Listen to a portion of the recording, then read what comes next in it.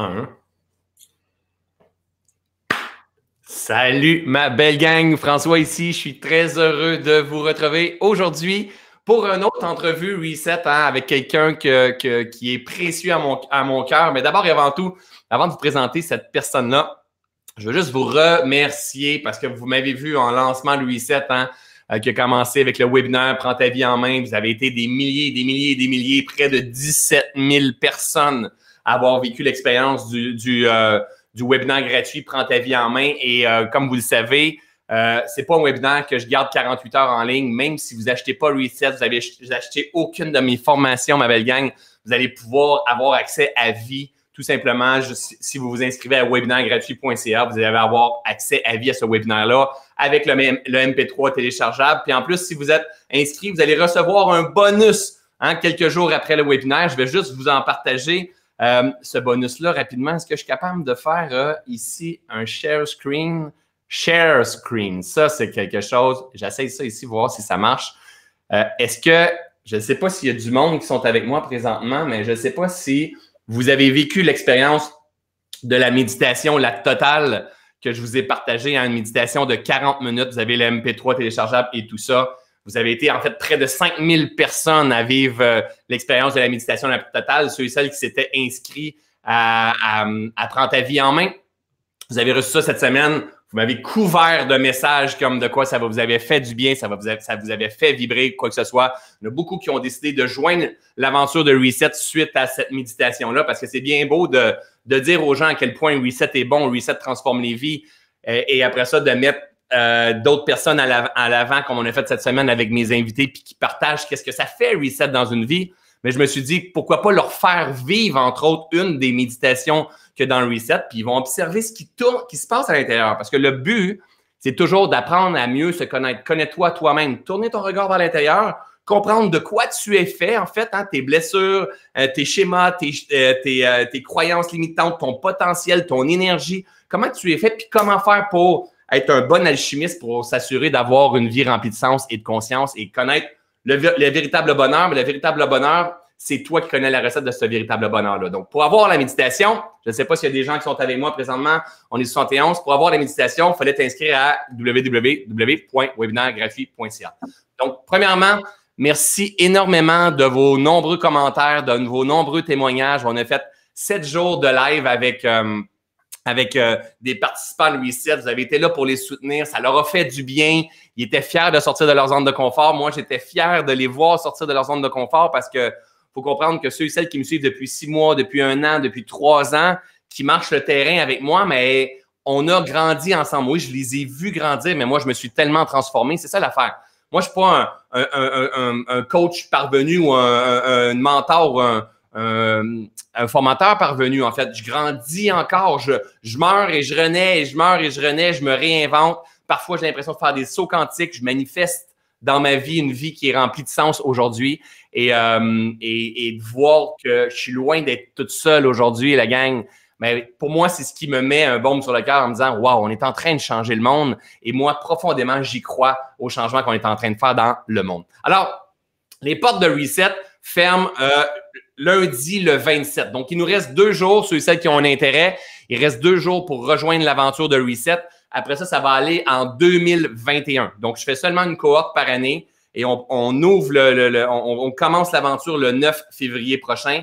Donc, pour rejoindre l'aventure Reset, on a jusqu'à lundi qui s'en vient le 27 février. Et vous allez recevoir à partir de lundi vos accès pour nous rejoindre dans le groupe Facebook privé. Et tout doucement, on va grandir. Puis l'aventure commence quand tout le monde est rejoint à partir du 9 février prochain. Donc, il reste 2 jours. Sinon, ça ira à l'autre cohorte en 2021. Et si vous êtes dans une période où est-ce que vous n'avez pas le temps, ou est-ce que vous êtes dans une période où est-ce que vous n'avez pas les moyens financiers, c'est OK parce que croyez-moi, j'ai déjà été dans cette période-là et c'est pour ça que je décide de vous donner beaucoup de valeur. Et aujourd'hui, je veux vous donner de la valeur encore plus parce que je fais un live avec vous. Vous resterez le temps que vous voulez rester, ma belle gang. Mais vous allez voir, c'est hyper important. Je fais un live avec vous de 2 heures avec mon invité et je vais répondre aussi à des questions à la toute fin. Mais mon invité, et non la moindre, est quelqu'un avec qui j'ai eu à souffrir beaucoup. J'ai eu à grandir beaucoup, à mieux me connaître, à mieux me comprendre. J'ai eu le sentiment bien souvent d'être rejeté, de me sentir trahi, de vivre de l'injustice au travers de tout ça. Et en même temps, ça, c'est mon point de vue, parce que de son point de vue, probablement que je l'ai fait souffrir aussi. Vous savez, les gens qui sont importants dans notre vie, c'est bien souvent des gens qui vont nous emmener dans nos souffrances. Et je vais la laisser entrer, celle-là. Les gens qui sont importants dans notre vie, c'est bien souvent des gens, indirectement, sans le vouloir, qui vont nous emmener dans nos souffrances, parce que on est en train de se rappeler qui nous sommes, on est en train d'apprendre à se libérer, de prendre contact avec qui nous sommes vraiment. Mesdames et messieurs, sans plus tarder, je vous demande d'accueillir ma femme, Nathalie Loca! Salut, ma chérie! Allô! Pas trop nerveuse? Non, ça va. Ça va? Good! Hey, là, vous avez bien remarqué, on n'est pas à la même place parce que, en fait, dans le bureau à côté, on voulait être sûr que ça soit la meilleure façon. On a testé des façons et c'est la meilleure façon. Donc, je l'entends là et je l'entends là aussi à côté. Et donc, les gens sont contents de te voir, Nathalie. Hein? Ils te voient dans les bootcamps, ils te voient dans les retraites que tu fais avec moi, ils te voient un petit peu partout. Aujourd'hui, tu étais avec moi dans toute cette aventure-là. Tu es ma partenaire de vie, mais tu es ma partenaire de voyage, ma partenaire de business, tu es ma partenaire avec les enfants sans l'oublier. Mais aujourd'hui, on fait une vie exceptionnelle parce qu'on s'est créé une vie exceptionnelle, on s'est manifesté une vie exceptionnelle. Mais j'aimerais ça qu'on sans filtre, là. Hein? On ne s'est même pas parlé, moi, Nathalie, qu'est-ce qu'on allait partager, OK? On veut partager la pleine conscience, qu'est-ce que ça peut causer dans un couple. Sans filtre, là. On part de où avec tout ça? Tu étais qui, toi, avant d'être Nathalie Loca que tu es aujourd'hui? Eh boy, moi, j'ai comme l'impression d'avoir deux vies dans la même vie. Autant deux vies au niveau personnel, au niveau professionnel aussi. Si on remonte Tu veux qu'on remonte au début? Va où est-ce que tu vas? Hein? Ben, peut-être pas quand tu es né, là. Mais, mais en fait, aujourd'hui, tu chemines en pleine conscience, tu te libères, tu te transformes, tu gères ton insécurité, ton angoisse, ton désir de performance, tu as confiance en toi, tu as estime de toi. Est-ce que ça a toujours été comme ça? Avant le travail que tu faisais avant et tout ça, en fait? Pas du tout. J'étais dans le paraître. J'avais l'air hyper en confiance, hyper en maîtrise de moi-même, mais j'étais comme un peu l'image du petit canard qui patinait beaucoup en dessous, là. Tu sais, en dedans de moi, j'étais tout le temps en train de me questionner. Est-ce que j'ai fait la bonne chose? Est-ce que j'ai bien agi? Est-ce que j'aurais pu en faire plus? Puis j'étais tout le temps à vouloir toujours me dépasser, me surpasser, être la meilleure, la première, parce que c'était le seul moyen que j'avais trouvé pour trouver une sécurité. Fait que si j'étais la meilleure, ben c'était le moyen que les autres allaient m'aimer, j'allais faire partie de la team, on allait me choisir, on allait me donner des projets parce que je démontrais que j'étais capable. Puis plus qu'on m'en donnait, ben plus j'en voulais, puis plus je performais. Fait que c'était comme rendu un cercle vicieux de reconnaissance au travers de tout ce qu'on peut me donner. Mais à un moment donné, c'était comme too much, il y en avait comme trop dans mon assiette, fait que ça ne fonctionnait plus, là. Exact. Et là, écoutez le message de Nathalie. Hein. C'est pas pour rien que je vais vous partager le message de Nathalie parce que beaucoup de personnes vont vibrer à ce message-là, vont se reconnaître, hein, d'en faire beaucoup pour performer, pour avoir du résultat, pour trouver ta place, hein, puis pour être reconnu au travers de tout ça. Mais si on recule même un peu avant tout ça, quand tu étais jeune, tu étais enfant unique. Ouais. Et tu étais déjà dans cette énergie-là de performance que je veux finir premier. Tu veux-tu en parler un petit peu, là, tu sais, l'élève numéro 1? Ouais, ben à l'école, j'étais toujours comme la meilleure. Puis on avait souvent, on était deux parce que moi, à ce moment-là de ma vie, je restais en Allemagne. Fait qu'on était comme toujours les mêmes étudiants. On était une classe francophone. Fait qu'on était toujours les mêmes qui se suivaient. Il y avait toujours une compétition entre moi et Philippe. C'est qui était le premier. T'sais, des fois c'était Philippe, des fois c'était moi, des fois. Puis il y avait toujours comme t'as-tu battu Philippe? T'es-tu meilleur que... Tu sais, comme... C'était pas dans de mauvaises intentions, mais fallait toujours que je sois meilleur que Philippe. Toujours... Fait que c'était pour moi un besoin d'être première de classe déjà très jeune. Et même dans les sports, si je n'étais pas la meilleure, ben je changeais de sport. Parce qu'il y en avait meilleur que moi. Fait que là, j'ai comme... Mon père, il dit, je t'ai inscrit dans tout. Mais c'est sûr, tu m'inscrivais dans tout parce que je n'étais pas la meilleure. Fait que je voulais pas rester là. Je voulais trouver ma place où j'allais être sûre que tout allait bien aller, là, tu sais. Exact. Fait que, tu sais, juste pour voir, parce que la majorité d'entre nous qui sommes là, on a des enfants. Et on se rend pas compte les schémas que l'on crée à nos enfants, qu'on les inscrit dans tous les sports, les cours de piano, les cours de chant, les cours de ski, les cours de natation, les cours de... Et qu'on veut, en fait, qu'il y ait du résultat. On est en train de leur transférer. On pense qu'on est en train de les discipliner, les forcer la persévérance. mais on transfère aussi le besoin de reconnaissance. Hein, quand tu performes, tu as du résultat, le désir de performance. Puis après ça, quand on a des rencontres à Noël, exemple, ou un petit peu partout, mais là, les parents disent, bon, mais mon gars, il a fait ci, ma fille a fait ci. Et c'est là que l'enfant développe le besoin de reconnaissance, le besoin d'être aimé, le besoin d'être différent. Et toi, quand tu étais jeune, mais tu as eu des super parents. Tu n'as pas manqué d'amour pour pantoute. Ça n'a pas été un challenge à toi de cette façon-là. Mais tu as été, d'une certaine façon, un trophée. Hein? Oui, parce que j'étais comme l'enfant chéri. Il y a eu des fausses couches avant, des fausses couches après. Fait que moi, j'étais un peu un petit bébé qui a fonctionné jusqu'à la fin. Là, ça a bien été. Fait que c'était comme... mes parents étaient fiers de moi. Là. Ouais. Comme c'était l'amour, là, j'en avais tellement d'amour de mes parents. Là, ça, j'en ai jamais manqué. Puis ils étaient fiers de montrer comme que je réussissais bien. Puis eux, c'était comme... C'était leur manière de me démontrer de l'amour aussi. Oui. En disant, mais gars, ma fille, qu'est-ce qu'elle a fait? Regarde, en étant fière de toi, puis tout ça. Mais toi, indirectement, ça a développé un certain pattern en disant, quand je performe, j'ai de l'attention, j'ai de l'amour, de la reconnaissance. En fait, j'ai de l'énergie qu'on va peut-être voir aujourd'hui dans le live, hein, le pattern de performance. Quand je performe, quand j'ai du résultat, quand tout est au top ou tout est sur la coche, donc on s'en rend pas compte. Quand que je performe de cette façon-là, je me critique pas, je me culpabilise pas, je m'auto-sabote pas, je me mets pas en doute parce que je vais aller chercher de l'attention, de l'amour à l'extérieur et je vais être en paix. C'est pour ça que tu as fini par répéter ça. Fait que là, après ça, tu as grandi et là, tu as décidé de t'en aller qu'est-ce que tu as fait comme travail? Oui, mais avant ça, je recule un peu avant que tu m'amènes là.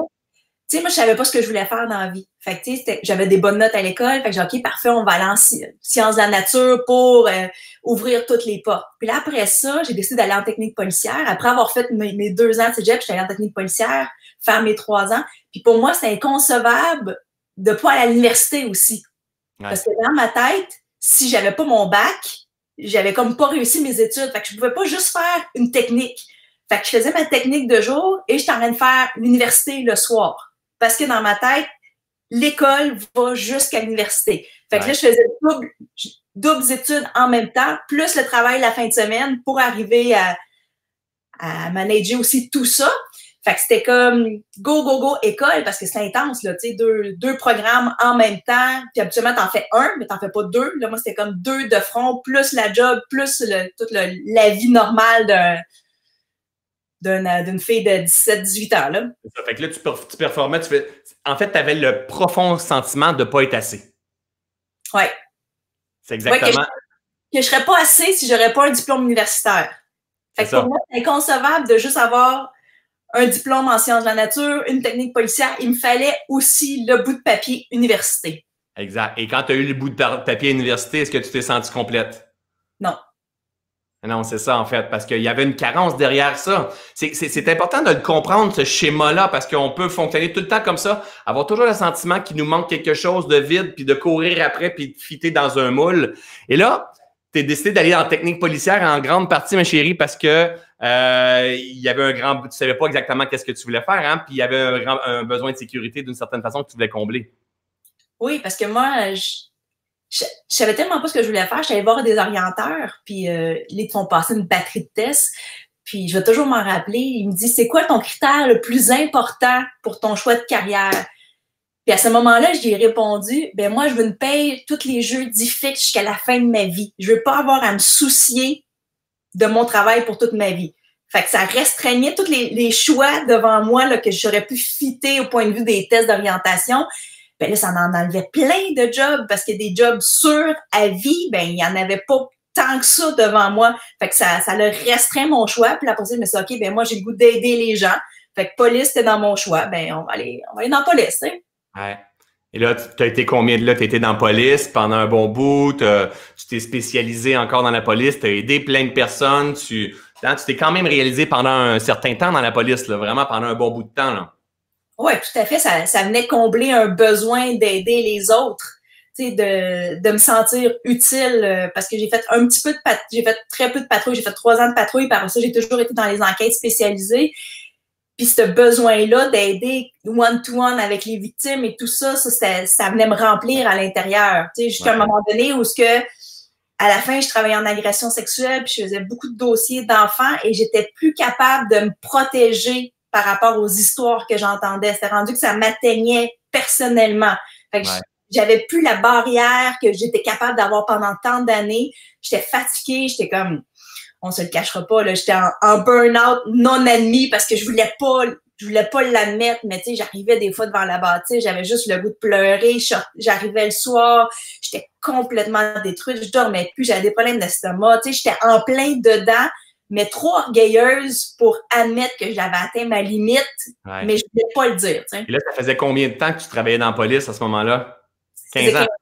15 ans. Et là, je veux qu'on y revienne sur ce changement de carrière-là. Qu'est-ce qui a amené le changement de carrière? Mais là, si on recule un petit peu, tu es dans la police, tu te réalises, ça fait plusieurs années que tu es là-dedans.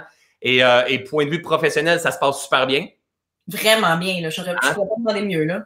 Tu formes des gens, même à Nicolette, tu vas à Haïti, tu fais des conférences, tu es super apprécié pour ce que tu fais, tu es super bonne pour ce que tu es en train de faire.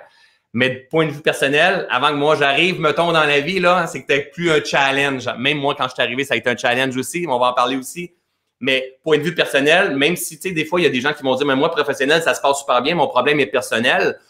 À ce moment-là, toi, tu faisais partie de ces gens-là qui séparaient et qui pensaient que personnel, il y avait un problème, hein? Ah, tout à fait. Tu sais, moi, dans ma tête, j'étais casée à vie côté professionnel. Il n'y avait pas d'autres options. J'allais faire ça toute ma vie jusqu'à ma retraite.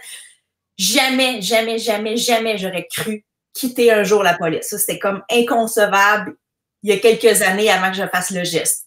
Puis, tu sais, point de vue personnel, j'ai été blessée. Fait que ça, tu sais, je m'étais comme fait une carapace. Puis après ça, c'était plus difficile de vraiment me laisser aller, de me laisser atteindre parce que j'étais toujours sur mes gardes de je vais me faire reblesser, tu sais. C'était plus dur de laisser rentrer quelqu'un. Puis des fois, quand la personne voulait rentrer, ben je sortais parce que je voulais pas avoir mal, tu sais. Exact. Fait que là, tes blessures, tu roulais beaucoup avec tes blessures à ce moment-là. Et là, on va raconter l'histoire un petit peu. À un moment donné, il y a un homme qui est rentré dans ta vie, hein? Conte un peu comment ça s'est passé parce que vous allez voir, peut-être que les prochaines minutes vont vous déranger profondément. Hein? Vous allez voir une autre perception de François et c'est OK. On n'a pas envie de mettre de filtre.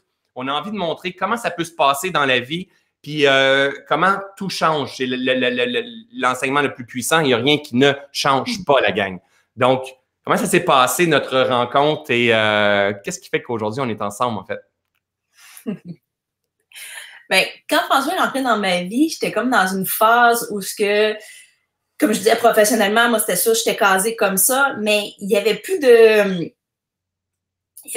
gros rêves. Tu sais, c'était comme métro, boulot, dodo, puis c'était comme ça allait aller vers ça, tu sais, toutes les fréquentations que j'avais, ça fonctionnait pas, ça n'aboutissait pas. Fait que pour moi, c'était une vie très rationnelle. Il n'y avait pas de flafla. Et là, j'ai François qui rentre dans ma vie. À ce moment-là, il est en formation en PNL. Il est allumé comme un sapin de Noël. Loin d'être pénalisé. Ah non, c'était quelque chose, là. J'avais tout le temps l'impression d'être suranalysée. Il me faisait des ancrages aux genoux, à l'épaule. J'étais son cobaye de PNL. C'était comme... on était comme pas du tout on aurait dit qu'on n'était pas du tout sur la même planète de nos réalités. Fait que lui, il est rempli de rêves, pas d'argent parce qu'il venait de se séparer. Et moi, j'ai comme plus vraiment de rêve. Et à ce moment-là, j'ai comme full cash parce que je fais du temps supplémentaire. Il se passe plein d'affaires dans ma vie. J'ai de l'argent, mais je la dépense pas parce qu'il faut que je la garde pour plus tard. Pour à ma retraite, cet argent-là, mais je la vis pas. T'sais, même si je me permets des petits luxes, je vais voyager, je fais des choses, mais même si j'aurais de l'argent, me payer des beaux hôtels ou quoi que ce soit durant mes voyages, je le fais pas parce qu'il faut que je garde pour plus tard. Et là, j'arrive avec François, que lui, il a plein de projets. Et là, moi, ça fait renaître quelque chose en dedans de moi qui est plus là, cette flamme-là, que je me dis, hey, wow, lui, il en a une flamme, ben, je vais surfer sur sa flamme à lui. Ça va peut-être rallumer la mienne parce que en étant ensemble.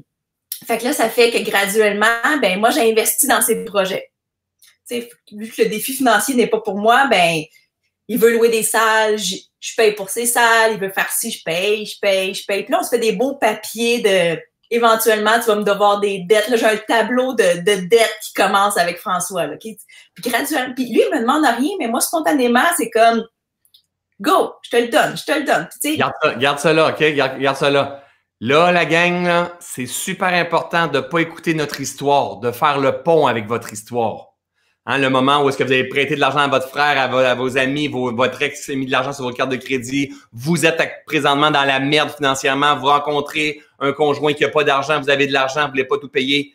Faites pas juste écouter notre histoire, faites des ponts, parce que le but de notre partage, c'est pas écouter notre vie, c'est de dire, regardez à quel point qu'il n'y a rien qui est soumis au hasard au travers de tout ça. Donc là, ce que tu disais, c'est que tu payais pour plein de choses, même le premier 5 000 $, tu te rappelles-tu? Le premier 5 000 $ que tu m'as prêté, c'était pourquoi? Et moi, je ne savais pas qu'elle avait des sous, Nathalie. Là. Le premier 5 000 $, c'était pour payer, pour finaliser ta séparation avec ton ex. Elle m'a prêté 5 000 $ pour que je puisse donner à mon ex pour finaliser ma séparation. 5 000 $! Et là, ma chérie, j'avais encore à ce moment-là, j'étais paysagiste, hein, j'avais encore mon entreprise en paysagement. Je rêvais quand elle disait, Nathalie, j'étais allumé comme un sapin de Noël. J'avais éveillé en développement personnel. Je me disais, c'est comme si j'avais tombé comme Obélix dans la potion magique. Je me disais, mais comment ça qu'on ne sait pas ça? Donc, c'est comme si j'avais été trempé dans la potion magique, mais pas de racines. Et que là, wouh, je faisais peur. Je faisais vraiment peur à ce moment-là. Et moi, dans ma tête, c'est que regarde bien ça, chérie. Tu vas voir, chérie. Tu vas voir, chérie. Je sais que ça va marcher, chérie. Tu te rappelles hein, comment que j'étais à ce moment-là? Et qu'est-ce qui se passait entre nous deux quand je t'emmenais ça, ces projets-là, ces rêves-là? Ben, tu sais, je veux pas. Au début, c'est cool, c'est beau, c'est comme j'embarque. Parce que, tu sais, à un moment donné, il dit, ah, là, il me faut un Mac pour écrire mon livre. Ah oui, ça prend un Mac pour écrire un livre. Chérie, si tu me prêtes l'argent pour acheter mon Mac, je te promets que dans 6 mois, mon premier livre est écrit. Non, son premier livre est arrivé 8 ans plus tard. Il a 6 mois après, il n'y a pas eu de livre. Fait que c'était toujours, tu vas voir, ça va arriver. Tu vas voir, ça va. Fait qu'au début, tu y crois parce que on n'est pas encore arrivé dans le deadline du temps où les choses sont supposées arriver, mais à un moment donné, les choses n'arrivent pas. Le livre n'arrive pas. Là, les projets de salles de conférences, on cancelle les salles parce que tu n'as pas de gens. Tout ce qui devait arriver n'arrive pas. Fait que là, c'est comme... Oui? Donc là, je vais faire encore des ponts parce que notre intention, c'est toujours d'enseigner. Il y a des gens dans ma communauté, vous êtes nombreux un jour à vouloir faire de la formation, des retraites, accompagner des gens, avoir vos projets, vos challenges, avoir peur de passer à l'action, procrastiner, tourner en rond, vous étourdir comme des poules sans tête, mais avoir ce feu-là, de dire c'est possible pour moi, ou certains même de lancer, de réserver le projet et de ne pas avoir personne. C'est hyper important pour moi de venir taper ce point-là parce que vous me suivez sur les réseaux sociaux, vous voyez l'abondance de gens qui me suivent, le nombre de personnes qui sont dans mes formations et tout ça, dans mes conférences. On a l'air de « wow, ça a été vite ». Attends, c'est un peu comme la nature. Avant d'avoir des feuilles dans les arbres, il y a un processus qui se passe avant que le bourgeon qui pousse en fait. Il y a un processus qui est là. Donc, c'est ça qu'on est en train de vous partager. Il y a un processus. Tu vas voir, chérie, tu vas voir.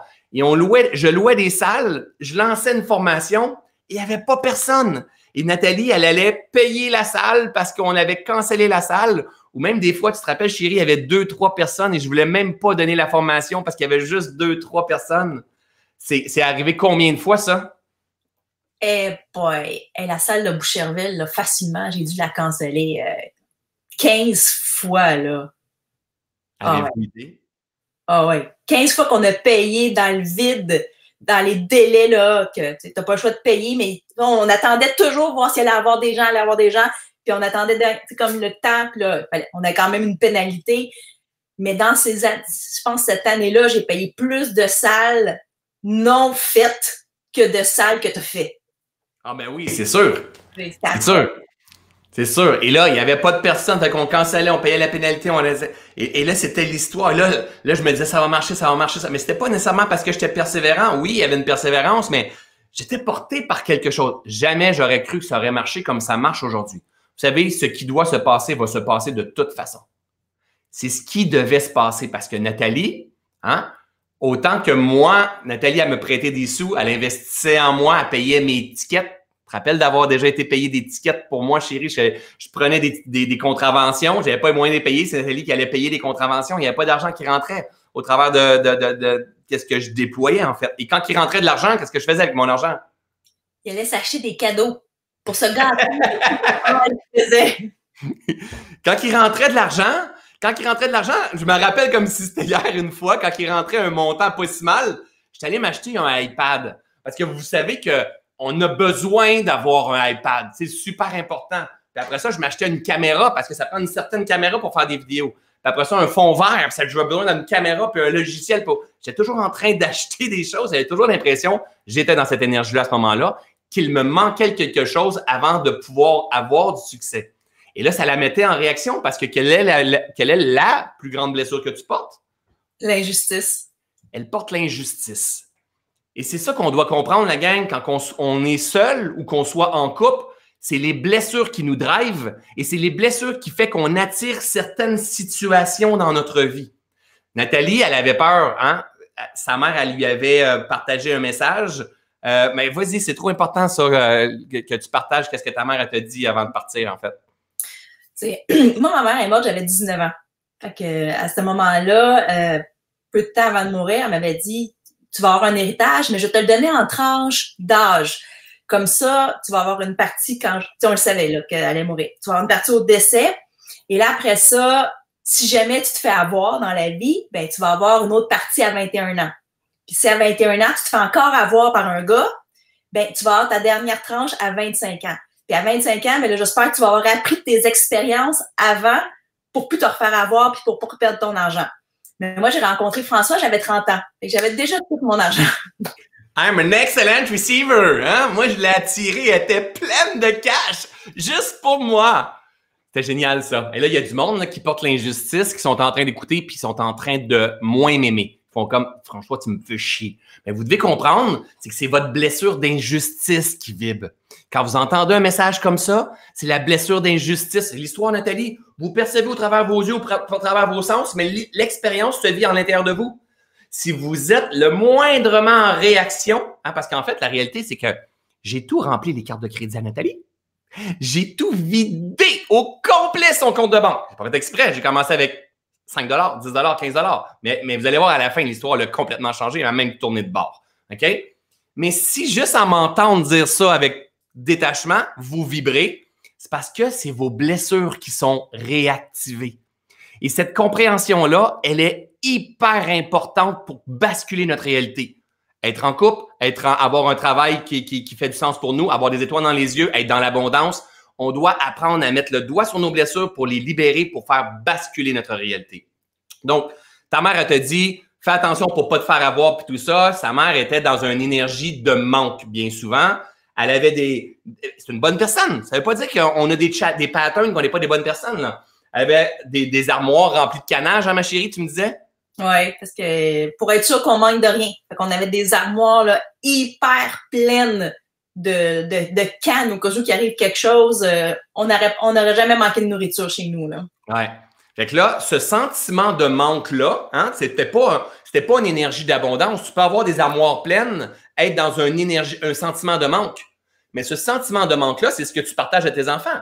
Nathalie, elle a grandi avec le désir qui lui manque le sentiment qu'il lui manque quelque chose, même si elle a eu énormément d'amour. Et après ça, elle avait ses sous. C'était pour la retraite. Le fonds de pension, la retraite, tout ça. Elle ne profitait pas de la vie. Elle avait plus son rêve. Elle avait plus, vous allez voir qu'est-ce qui s'est passé plus loin. Et là, il y a un petit clown qui arrive, hein, un petit clown comme ça, juste pour toi, ma chérie. Coucou! Il y a un petit clown comme ça qui arrive dans sa vie. Le gars, il est allumé comme un sapin de Noël. Et lui, il a des rêves. Puis là, il commence à échanger les deux ensemble. Et lui, un jour, il veut enseigner c'était pas la pleine conscience à ce moment-là, mais le cerveau, comment fonctionne le cerveau, puis toutes ces choses-là, les lois du succès. Puis elle le regarde en disant, il est complètement fou, mais elle a craqué parce que j'étais tellement beau, là, c'était hallucinant, hein, j'ai comme, hein, chérie, à vous. J'avais des cheveux à ce moment-là, tu te rappelles? Et là, il faut en rire, en fait, j'aime ça voir ma femme rire. Et là, en fait, ce que tu cherches, te cherche. C'est hyper important de saisir ça. Nathalie, là, regardez bien, juste Nathalie comme ça. Coucou, ma chérie. Nathalie, c'est tout simplement une masse de particules. Hein? de protons, de neutrons, d'électrons. Hein? C'est juste de l'énergie. François, c'est une masse de particules, de protons, de neutrons et d'électrons, une masse de particules qui vibrent, des molécules qui donnent le corps, en fait. On est juste de l'énergie. Et l'énergie, hein, l'énergie, c'est notre résultante de nos pensées, de nos discours intérieurs, de nos émotions, de nos schémas. C'est la lumière qu'on canalise qui donne notre énergie. On pourrait en parler plus en détail plus loin dans d'autres formations. Et cette énergie-là, elle vibre à un certain diapason et elle attire à elle l'autre qui vibre à un même diapason. C'est pour ça qu'on dit ce que tu cherches, te cherche. C'est pas parce que c'est une belle phrase. C'est génial d'être dans la philosophie, des belles pensées philosophiques comme, exemple, tout est toujours parfait. Mais quand on arrive à faire le pont avec la science quantique, avec tout ce qui est mathématiquement prouvé dans les étoiles, dans la nature, dans mes pensées, dans ma biote intestinale, les grandes vérités universelles, là, on commence à comprendre. Ce que tu cherches, te cherche. Ce que tu vibres, tu l'attires. Ce qui tourne autour de toi présentement dans la vie, c'est le reflet de qui tu es vraiment. Et c'est super important de comprendre le principe de responsabilité. Vous allez voir où est-ce qu'on s'en va avec ça. Super important de comprendre le principe de responsabilité parce que ça ne peut pas être autrement. Donc, Nathalie, elle a peur et elle s'est fait dire par sa mère, fais attention pour ne pas te faire avoir. Je ne vais pas te donner tout ton argent. Donc, on vient lui donner des croyances et des perceptions pour ne pas te faire avoir. C'est rentré dans sa tête, elle a développé des conditionnements et finalement, on s'est rencontrés un jour et il y a un homme qui est rentré dans sa vie. Je ne savais pas qu'elle avait des sous, mais elle avait plus de rêve. Elle voulait un enfant un jour d'1 à 100, chérie. À combien tu pensais ne jamais avoir d'enfant? Ben, c'est sûr que j'allais en avoir un, mais j'en aurais eu un seul. Oui, c'est ça. C'est clair, j'allais en avoir. Mais... C'est ça, dans ta tête, tu t'es dit, je vais me faire inséminer, puis mais c'était plus en couple nécessairement, hein? Non, parce que j'avais été blessée. Fait que j'avais de la misère à aller là, tu sais. Et là, elle avait 30 ans. 30, autour de ça, 30 ans? T'avais 30 ans. Ouais.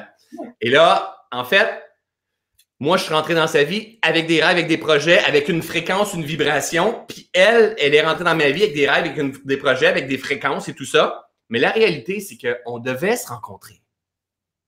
C'est ça la vie, la gang. Let it go. C'est pas le bonheur, c'est pas quand ça se passe bien. L'intuition nous guide pas juste pour que ça se passe bien. La vie nous guide un pas à la fois dans notre processus de pleine réalisation et de purification de qui nous sommes. Et on va se purifier pas en se coupant des autres. On va se purifier en se frottant avec les autres. Et là, en fait, Nathalie, avec le temps, j'ai fait vibrer sa fréquence d'injustice, ses blessures d'injustice.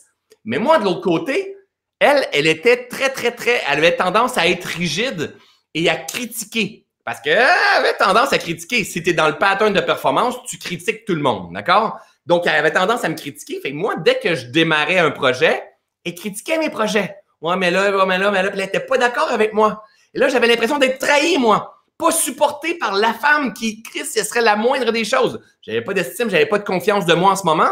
Et à ce moment-là, j'avais besoin de cette confiance-là pour faire avancer mes projets. Et la personne avec qui je partage ma vie, hostie, elle m'aide pas. Donc, elle m'emmenait dans mes blessures, mais elle m'aidait financièrement, mais elle m'emmenait dans mes blessures. Mais j'avais pas l'impression qu'elle croyait en moi. Donc, les deux, on se faisait, mais tellement souffrir. Est-ce que tu te rappelles un peu de ces moments-là, ma chérie? Eh boy! Je m'en rappelle tellement, là, comment qu'on pouvait tomber en réaction un face à l'autre parce que toi, tu me comprenais pas, puis moi, j'avais l'impression que toi, tu me comprenais pas. Parce que, tu sais, tu m'amenais tout le temps juste du rêve, mais il y avait jamais rien de concret. Puis j'avais moi, j'étais habituée de travailler avec les faits dans la police, puis là, j'avais jamais de faits réalistes. Tous les faits que j'avais, c'était toutes des choses qui avaient jamais fonctionné. Fait que moi, mon schéma de référence était rendu, ça n'élèvera jamais ces projets, tu sais. Exact. Parce que regardez, et ça, c'est important que vous le compreniez aussi. On veut tout apprendre à vivre dans le moment présent. Parce que quand on vit dans le moment présent, on est complet, il ne manque rien, il y a de la lumière, de la puissance et de l'abondance. La paix d'esprit est là. La clé, c'est le moment présent. Et pour pouvoir vivre dans le moment présent, il faut apprendre la maîtrise de soi. La connaissance de soi, la maîtrise de soi. Nos blessures nous font quitter le moment présent, emmènent stress, angoisse, anxiété, des schémas, des patterns de fuite, d'attaque, quoi que ce soit. Si on ne se connaît pas, on est des êtres humains qui fonctionnent sur le pilote automatique. Donc, c'est clair qu'on n'est pas dans le moment présent. Si on n'est pas dans le moment présent, on est où? Dans le futur ou dans le passé? Hein? Moi, j'étais le type futur. Donc, je me disais, je vais dire ça dans une conférence, je vais dire ça dans une formation. Oh oui, il faut que je parle de ça. Oh oui, tu vas voir, chérie, tu vas voir quand je vais être rendu là. Là, je le sens, c'est à la bonne place, chérie. J'étais constamment en train de dire, ma chérie, tu vas voir, chérie, tu vas voir, chérie. Et tous mes projets étaient dans le futur. Donc, le type de personne comme ça, je ne sais pas s'il y en a qui sont comme ça ici avec nous en live. Ce type de personne-là, c'est celui qui fait des listes de to-do. To-do.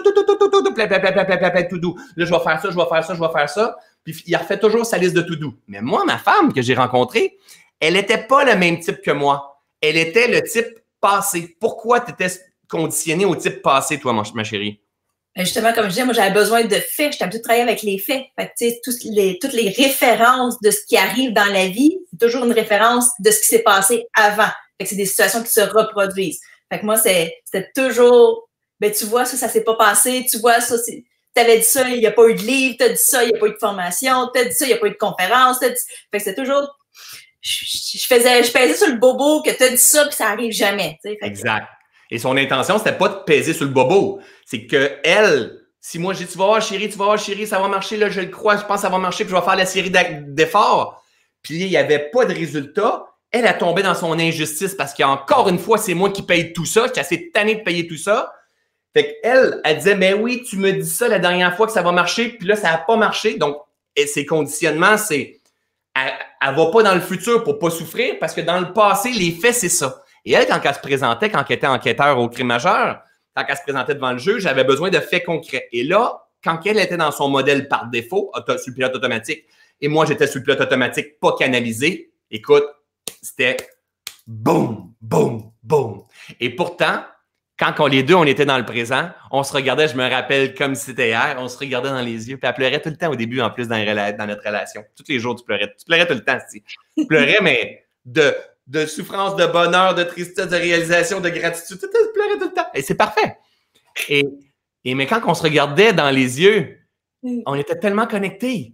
Quand on faisait des choses en présence, on était tellement connectés. Quand moi, j'étais pas un conférencier ou un auteur ou un formateur en devenir, et elle n'était pas un enquêteur puis quelqu'un qui a du succès, quand on n'était pas ni un ni l'autre, on était là présent, on était connectés et on était complet. Et là, c'est comme si nos deux âmes dansaient ensemble. Et heureusement qu'on a eu ça, parce que ça a été extrêmement puissant en cours de route. Et là, à un moment donné, mais tu as investi beaucoup, puis là, on s'en voulait, puis là, chacun d'entre nous, hein, on essayait de sortir notre épingle du jeu, mais on peut-tu le dire qu'on était en survie à ce moment-là, ma chérie? Tout à fait. On était en survie, là. La marge de crédit à Nathalie, pas sa marge de crédit, mais son argent, ça descendait. Ça descendait.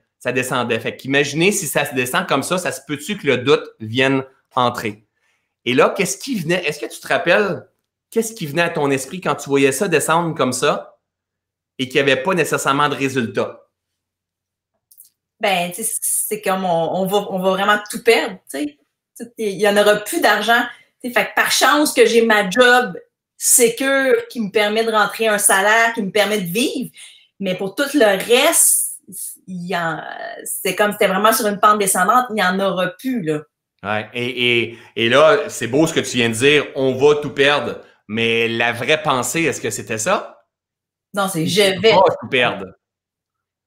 C'était je vais tout perdre. Il peut aussi bien s'en aller, lui, demain matin. Hein, tu te rappelles, c'était ça? Ouais. La peur, c'est qu'il peut aussi bien s'en aller. J'aurai plus d'argent, il pourrait aussi bien s'en aller. Il ne sera même pas capable de me payer, puis tout ça. Donc, ses insécurités, ses blessures, hein, son rejet, parce que c'est deux blessures à Nat, c'est rejet et injustice. Moi, c'est trahison et rejet. Donc, ses blessures étaient très, très activées. Et est-ce que tu te rappelles la phrase punch que je t'ai dit en cours de route? Parce que là, le montant a monté, hein? 25 000, 35 000, 50 000, 75 000 et au-delà de 100 000. Mais avant que ça soit 100 000, à un moment donné, je t'ai dit, je me rappelle où on était dans notre ancienne place où on habitait. Qu'est-ce que je t'ai dit, chérie? Que j'étais à la source de tout ça. Que j'étais responsable.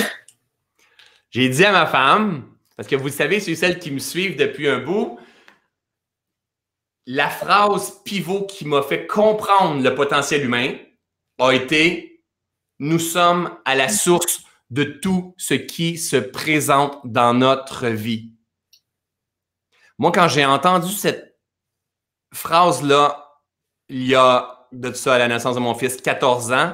C'est comme j'avais mangé une claque et je voulais pas le comprendre parce que financièrement, ça fonctionnait pas. J'étais fatigué, j'étais en burn-out, personne ne me comprenait, mes clients ne me payaient pas, mes employés, ça fonctionnait pas bien. Et j'entends la phrase « Nous sommes à la source de tout ce qui se présente dans notre vie ». Honnêtement, ça m'a pris 2 ans à venir intégrer et comprendre. Aujourd'hui, c'est le principe numéro 1, la gang, si on veut basculer notre vie. Nous sommes à la source de tout ce qui se présente dans notre vie. Mais pour ça, il faut prendre de la hauteur. Hein? C'est comme mon ami Einstein, il disait, moi j'ai fait une formation avec Einstein, ceux qui ne le savent pas. Mon ami Einstein disait, si tu veux, on ne peut solutionner un problème au même niveau de conscience qui a été créé.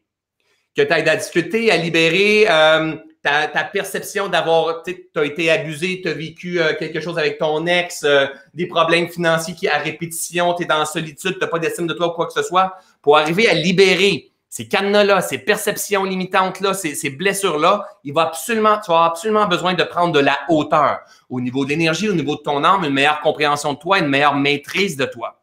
Et le jour que tu vas apprendre à marcher ce chemin de reconnexion-là, tu vas te rappeler qui tu es vraiment. Tu es un être humain, la plus belle machine au monde.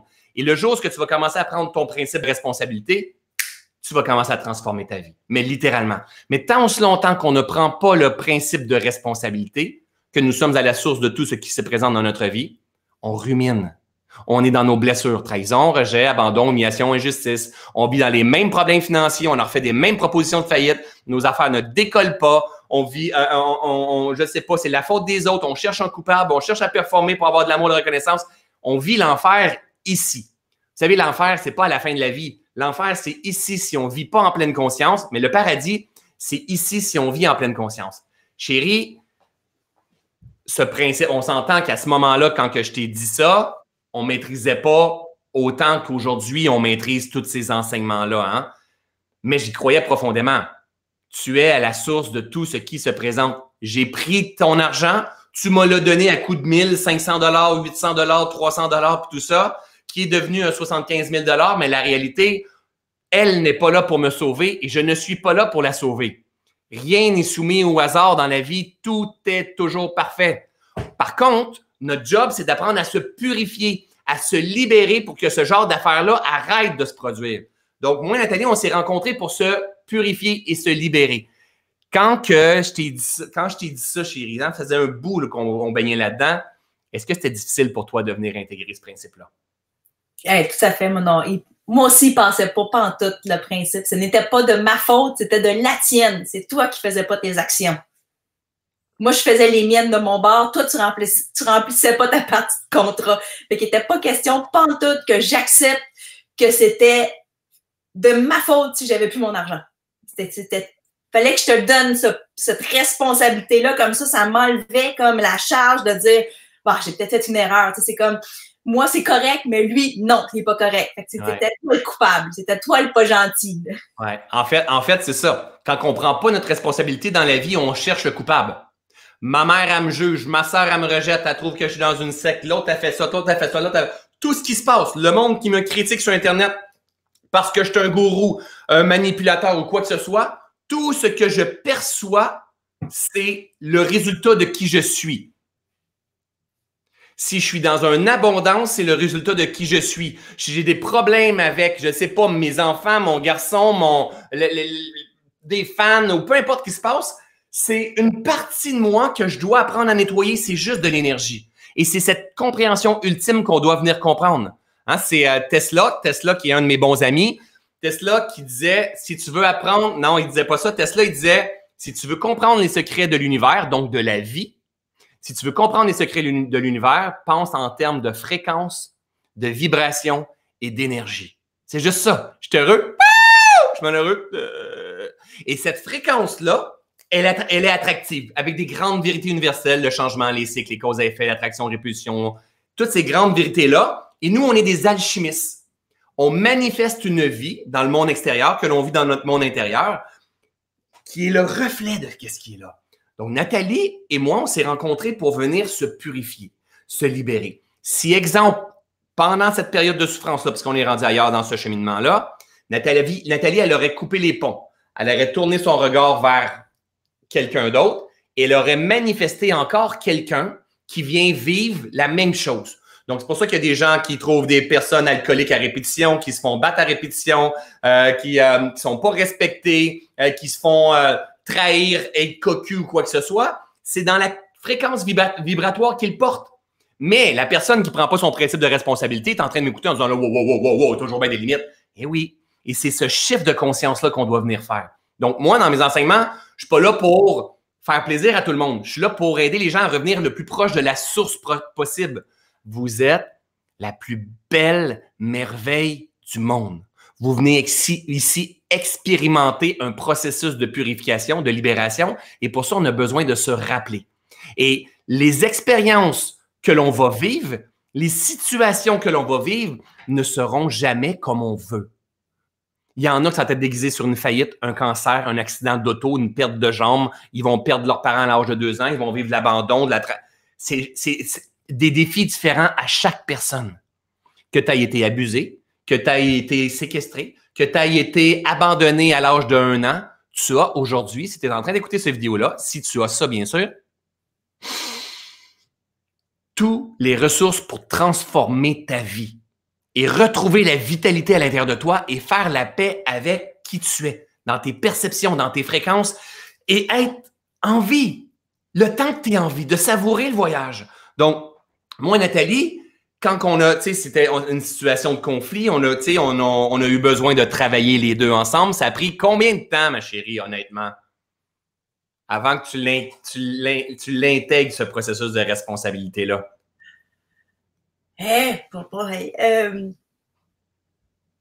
C'était 3 ans. Ouais, ça a été un bon bout, hein? Et heureusement que l'amour était là entre nous deux.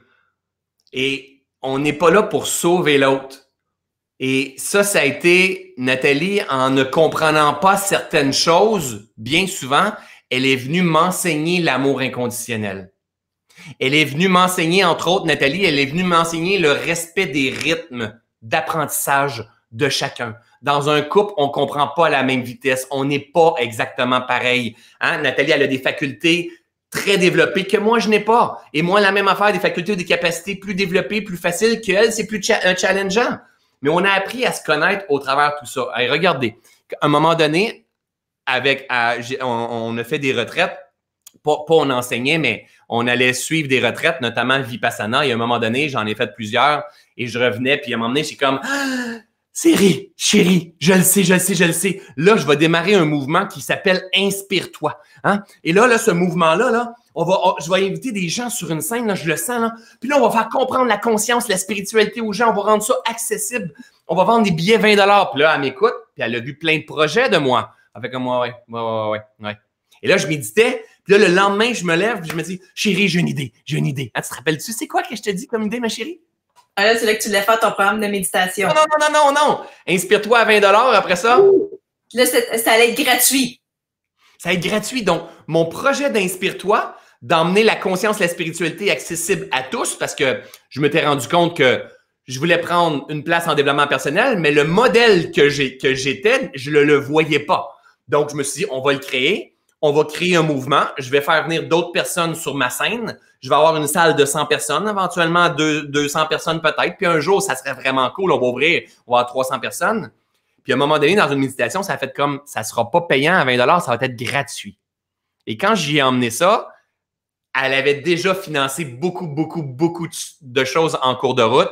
Et j'ai décidé de suivre l'intuition, d'y aller gratuit, de trouver des partenaires au travers de tout ça. Bref, ce mouvement-là grandit très rapidement en l'espace de 2 ans. Hein, c'est le mouvement qui m'a fait connaître, en fait. Je n'étais pas connu quand j'ai développé ça. En l'espace de 2 ans, on a déplacé en salle 36 000 personnes.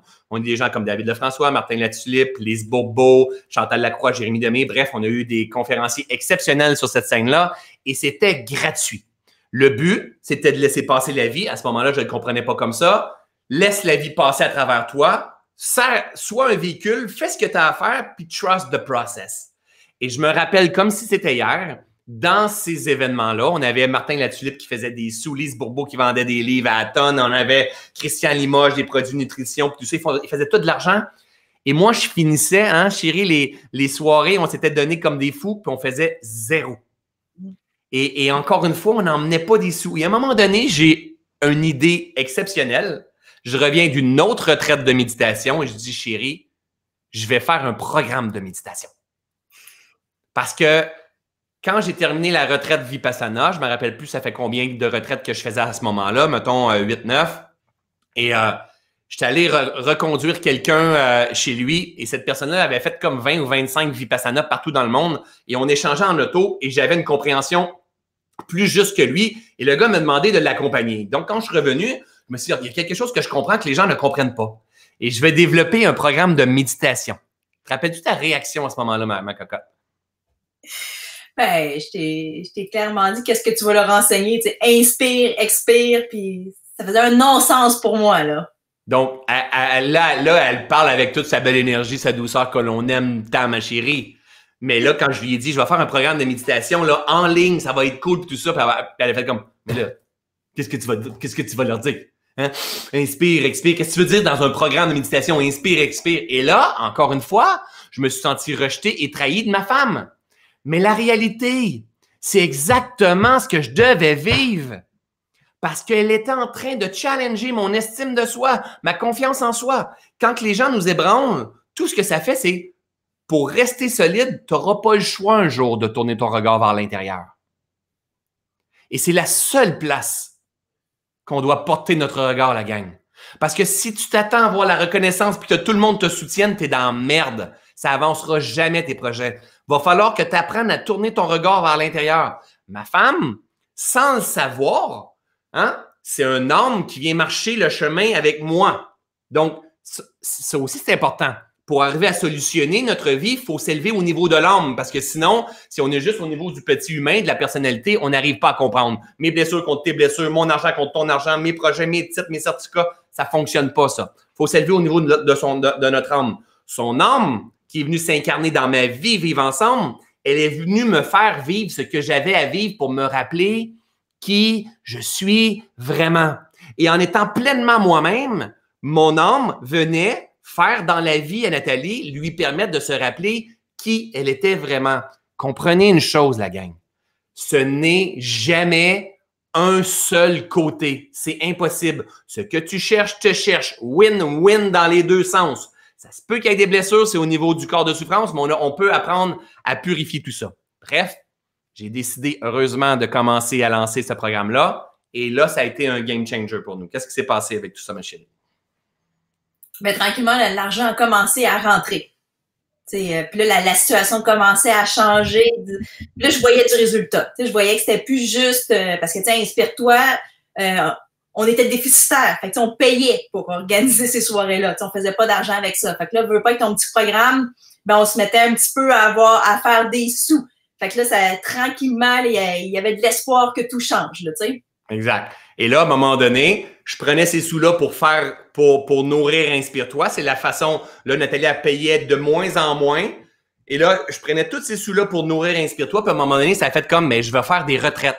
Je vais enseigner des retraites de méditation de pleine conscience. J'ai compris quelque chose que pas les autres enseignent pas comme ça. Et là, la même chose, elle m'a fait. Qu'est-ce que tu m'as fait quand je t'ai emmené l'idée des retraites?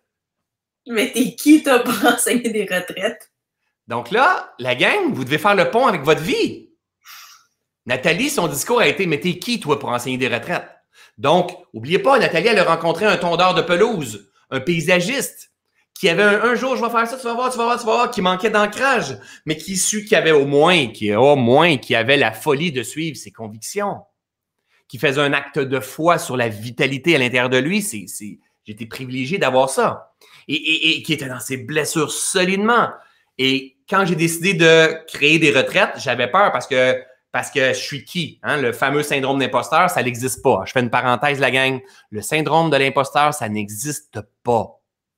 D'accord? C'est une création de l'être humain.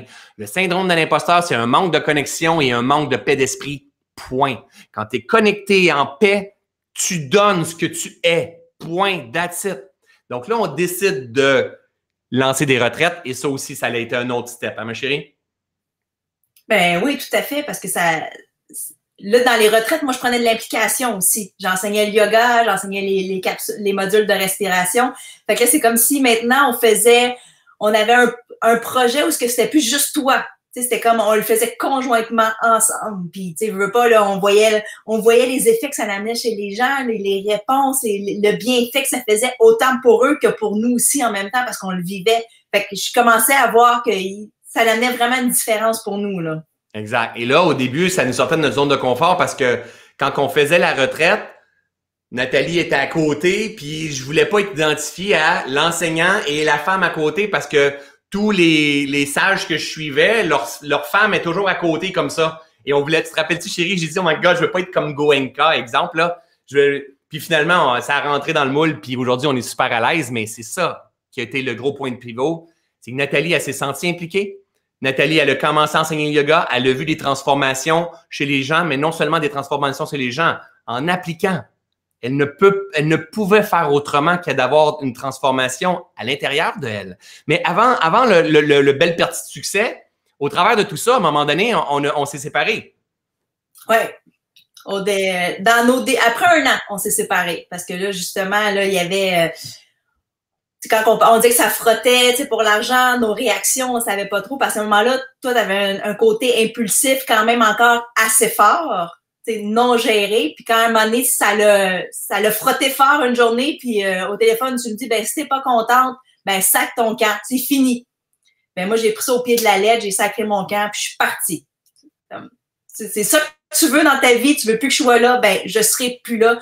Moi, je m'en vais, je remets ma carapace, puis c'est pas vrai que j'en reviens, là. Donc, écoutez, moi, ce schéma-là, je l'avais vu chez un de mes frères. Qui, quand il était en relation, quand il était en souffrance, à ce moment-là, je comprenais pas la souffrance. Et quand ça fonctionnait pas, il disait, si t'es pas content, crisse ton camp, sti. Ça, c'est une façon déguisée de contrôler. À ce moment-là, j'étais dans l'ignorance, j'étais dans mes blessures parce que je me sentais encore, elle me soutenait pas pour toutes ces choses-là, puis elle me faisait vivre, elle me faisait vivre. Je vivais à l'intérieur de moi, à cause que je la regardais, je vivais des blessures, puis à un moment donné, mes réactions, mes schémas, ça a été, mais si t'es pas contente, crisse ton camp. Mais elle prend ça avec ses blessures, injustice, je fais tout pour lui, puis je suis pas important, je suis un torchon, un petit. Fait qu'elle a foutu son camp. Mais moi, avec une ancienne blonde, une ancienne conjointe à l'époque, j'avais déjà dit, si t'es pas contente, crisse ton camp. Puis quand que je disais, t'es pas contente, crisse ton camp, elle apportait probablement, on se connaissait pas bien à ce moment-là, mais elle portait probablement l'abandon. Quelqu'un qui porte l'abandon puis tu lui dis crisse ton camp, il va tout faire pour être aimé. OK? Donc, cette stratégie-là fonctionne avec ceux et celles qui portent l'abandon. Mais Nathalie, elle avait entre autres l'injustice et tout ça. Elle a foutu son camp et je l'ai pas revu pendant combien de temps, ma chérie? 2 mois. Pendant 2 mois de temps.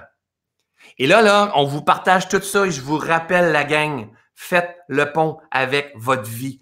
À quel point que les blessures drivent votre vie. Drive votre paix d'esprit, drive votre digestion, drive votre sommeil, drive vos finances, drive vos relations avec les autres, dans votre travail, dans vos relations de couple. Les blessures sont partout si on n'est pas conscient de qui nous sommes vraiment. Mais nous ne sommes pas nos blessures par contre. On est dans un processus de purification.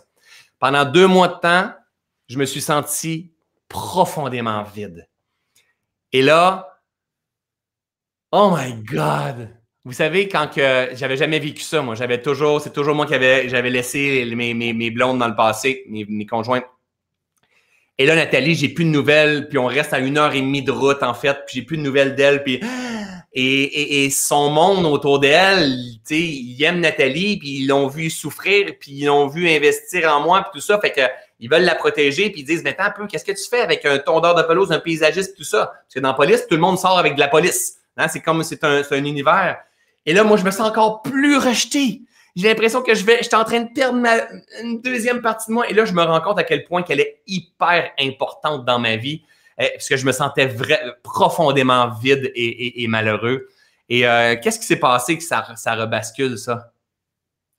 C'est qu'on s'est dit, on avait recommencé à se parler au téléphone, mais pas à se voir, juste au téléphone. Et là, à ce moment-là, Xavier était rentré dans ma vie. T'sais, quand je rentré dans la vie de François, Xavier avait 3 ans et veut pas, je m'étais attachée aussi à Xavier. Et là, je trouvais que la coupure était drastique, autant pour le petit, pour moi, François et tout ça. Fait que j'avais consenti à aller à une fin de semaine de camping.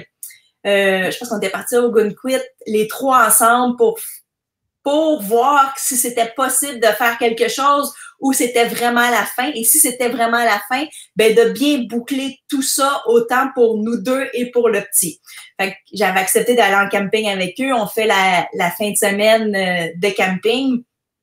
Et dans ma tête, on revenait, puis je voyais pas de solution que ça pourrait marcher. Parce que là, cette séparation-là s'est faite bien avant Espère-toi et tout ça. On était encore dans le mode où il y a rien qui levait, on restait pas dans les... Lui, il restait à Magog, moi, je restais à Laval. C'était comme amour à distance.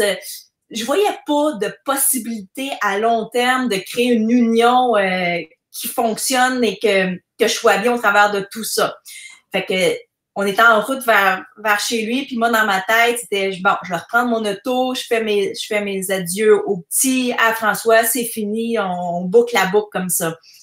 Et dans l'auto, François, il est comme, lui, c'est un non-sens que j'ai ce raisonnement-là. Que, tu sais, lui, il est convaincu que ça va fonctionner. Fait que lui, il peut pas concevoir que quand j'arrive à la maison, je m'en vais, parce que notre discussion est vers ça, là, que je repars et que c'est fini. Et il me dit, demande à ta mère. Il dit, moi, je suis convaincue que je suis le tien, demande à ta mère. Et là, garde là, je veux que tu comptes la fin de l'histoire, mais écoutez, qu'est-ce que j'ai fait? J'ai tout essayé. Je la veux, cette femme-là, je me sens vide à l'intérieur de moi. C'est la première fois de ma vie que je me sens vide. J'ai fait des erreurs. Je me sens que dans une partie comme j'ai jamais vécu. Puis à un moment donné, quand tu peux plus jouer, tu as joué tes cartes, là, il faut que tu accèdes à quelque chose d'autre. Là, j'ai fait comme si all in. Hey! Je le sais que c'est la mienne, comprends? Je le sais que c'est la mienne. Fais ce que tu as à faire. Donne-moi un coup de pouce, tu sais, à tes guides, à Jésus, Allah, Krishna, Jéhovah, Tonka, Toyota, peu importe, celui que tu veux, là. Mais il faut que tu demandes de l'aide quand tu sais que c'est pour toi. Mais si ça n'a pas arrivé, ça n'arrivera pas. Et là, je dis, il continue l'histoire. Fait que là, il me demande à ta mère, parce que ma mère est décédée. Fait que moi, un peu en joke, tu sais, je dis là, maman, il reste 500 mètres là, entre le stop et son appart. T'sais. Fait que je dis, OK, maman, si c'est vraiment le mien, t'as 500 mètres pour me le prouver que c'est mon homme, tu sais. Parce qu'à ce moment-là, après ça, on parle comme plus dans l'auto. C'est comme une finalité. Fait que c'est silence à part la radio qui joue. Et là, il y a une chanson qui part à la radio. Et là, on se met à l'écouter, cette chanson-là. Tu l'as-tu ou tu... Je vais essayer, puis là, j'utilise un nouveau système, fait que je ne sais pas si ça va marcher, mais on va l'essayer. Et cette chanson-là, il n'y a plus rien, là. On se sépare, là. Moi, je suis à Magog, au Québec, puis elle est à Montréal. On arrive, elle s'en va de son côté. Il n'y a plus rien qui fonctionne. On a tout essayé. C'est comme on vit sur 2 planètes, puis tout ça. Demande à ta mère, chérie. Demande à ta mère et regardez la musique qui joue. Je fais un essai, on va voir. D'après moi, ça va marcher. Tu me dis si ça marche, chérie, si tu entends de ton côté, OK? Oui. Ça ici. Est-ce que vous entendez? Non. T'entends pas? OK, attends un peu, j'essaie quelque chose. Fait que continue à parler, ma chérie. Pendant ce temps-là, je vais essayer. Je vais juste essayer de quoi, là? Fait que là, cette musique-là. Cette chanson-là part. Et c'était comme à point. Là, moi, je l'avais jamais entendue de ma vie, cette chanson-là. Puis je pense pas que c'était nécessairement une nouveauté. C'est juste que j'avais jamais porté attention aux paroles. Et là, ça part. Puis là, c'est dommage qu'on puisse pas l'entendre. Sinon, on va mettre le titre. Non, on va l'entendre. Okay. J'ai pas dit mon dernier mot, moi. OK. Et là, ça a fait que suite à cette chanson-là, la chanson, on est arrivé dans son stationnement, on a stationné l'auto, on a fini d'écouter la chanson. Et finalement, je suis montée à l'appartement, puis je suis jamais repartie. On est revenus ensemble. C'était comme mon signal pour dire, OK, je suis vraiment à la bonne place dans la vie, là. OK, je vais la mettre. Au pire, je vais mettre mon micro devant les... Tu me feras un signe si tu l'entends, d'accord? Elle va durer 3-4 minutes, la gang, mais je vais vous écouter ça. Ça.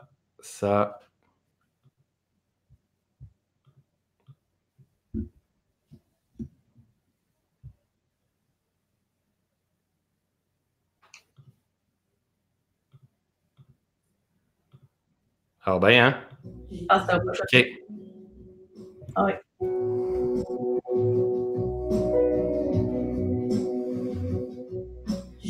Entendez-vous? qui ont su me toucher. Je ne parle plus, je ne fais que passer. J'avais pourtant cru que ce serait facile, comme tous ceux qui semblaient si fragiles. J'avance moins que je ne recule. Je ne comprends plus mes habitudes. Toute seule je n'y arrive pas. Viens me chercher si c'est vrai que c'est toi. Je suis déjà passé par ce chemin. Laisse-toi aller, prends-moi la main. Souvent tous ceux qui te font mal arrivent même à trouver ça normal. J'ai souvent eu peur moi aussi. Je ne sais même pas si j'ai un peu compris.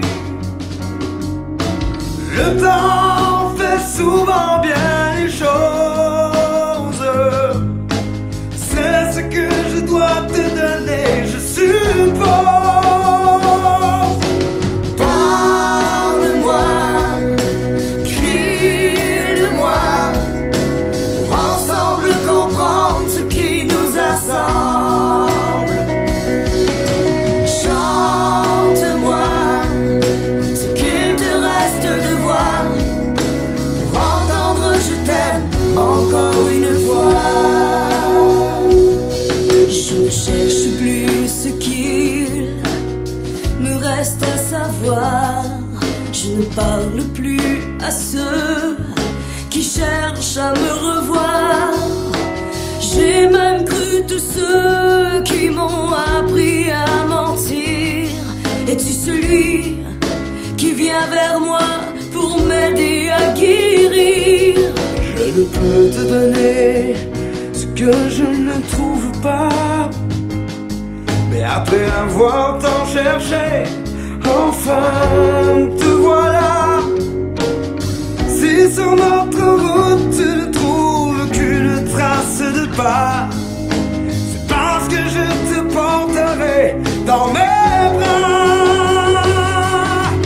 Parle-moi, crie-le-moi, pour ensemble comprendre ce qui nous assemble. Chante-moi ce qu'il te reste de voix, pour entendre je t'aime encore une fois.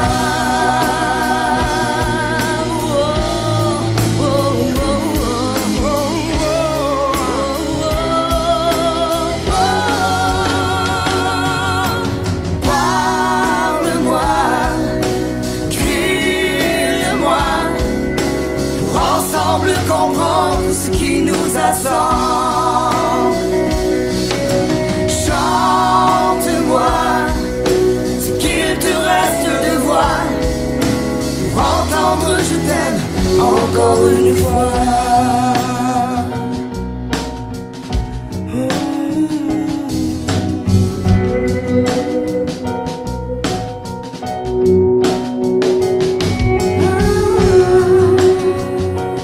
C'est beau, hein? Alors, vous allez l'entendre sous les ondes de François Lemay et Nathalie Loca. Encore une fois, de Marie-Hélène Thibert. Ce moment-là, on est venu avec la chair de poule, hein, la piloérection partout sur notre corps. Et ça a été le début d'une nouvelle aventure parce que c'est comme si, tu sais, des fois, il y a des forces, la gang, mais je vous le dis, hein, dans ceux et celles qui vont faire le choix de venir plus loin dans le reset avec moi, c'est clair qu'on n'a pas le choix d'aller dans les mondes subtils pour venir comprendre, se libérer, se transformer. Et là, il y a une force qui est passée tellement fort pour venir faire comprendre que vous avez besoin d'être ensemble. Et suite à ça, chérie, qu'est-ce qui s'est passé pour toi? Ton compte de banque s'est rempli du jour au lendemain, c'est comme... Non. Ça a pas marché comme ça. Ben, c'est suite à ça, après ça, là, qu'est-ce qu'on nous a parlé d'Inspire-toi tout à l'heure est arrivé. Mais avant ça, t'as oublié un petit bout aussi. Je recule. Suite à la séparation, où ce que là, ça n'allait plus nous deux, mais on revient ensemble. Au niveau du développement personnel, François, ça levait pas comme qu'il voulait. Juste au niveau du développement personnel. Parce qu'ailleurs, François, ça lève, là, mais juste au niveau du développement personnel. Parce que là, si les gens prennent ce petit bout-là, François, ça levait pas. Ah! C'est une blague. Faut bien que je fasse rire ma femme un peu. Ouais. Fait qu'il a décidé d'aller étudier en immobilier. Ah oui! Puis là, il lâche le développement personnel et là, ça va faire des études en immobilier que je paye. Parce que à ce moment-là, tu n'avais pas d'argent pour aller étudier en immobilier. Fais ses études en immobilier. Et tout comme le développement personnel, ben là, au début de l'immobilier, il faut le site web. Oui, ça prend un site web professionnel pour faire ça. Et coûter 10 000 $, ça me prenait aussi un coach, hein? Oui, un coach pour faire les appels téléphoniques parce qu'il n'était pas capable de faire des appels téléphoniques pour vendre des maisons. Fait que tout ça fait que je l'aide encore dans sa nouvelle carrière parce que l'ancienne n'a pas levé. Il n'a pas débuté, il n'a pas fait comme... Fait qu'il fait un petit bout d'immobilier. Puis là, ça va relativement bien. Ça va bien, on se relève. On commence à se relever en immobilier à ce moment-là. Ça va un petit peu mieux financièrement. Jusqu'à un moment donné, il fait une bonne commission, tout va bien. J'ai l'impression qu'on se remet à respirer.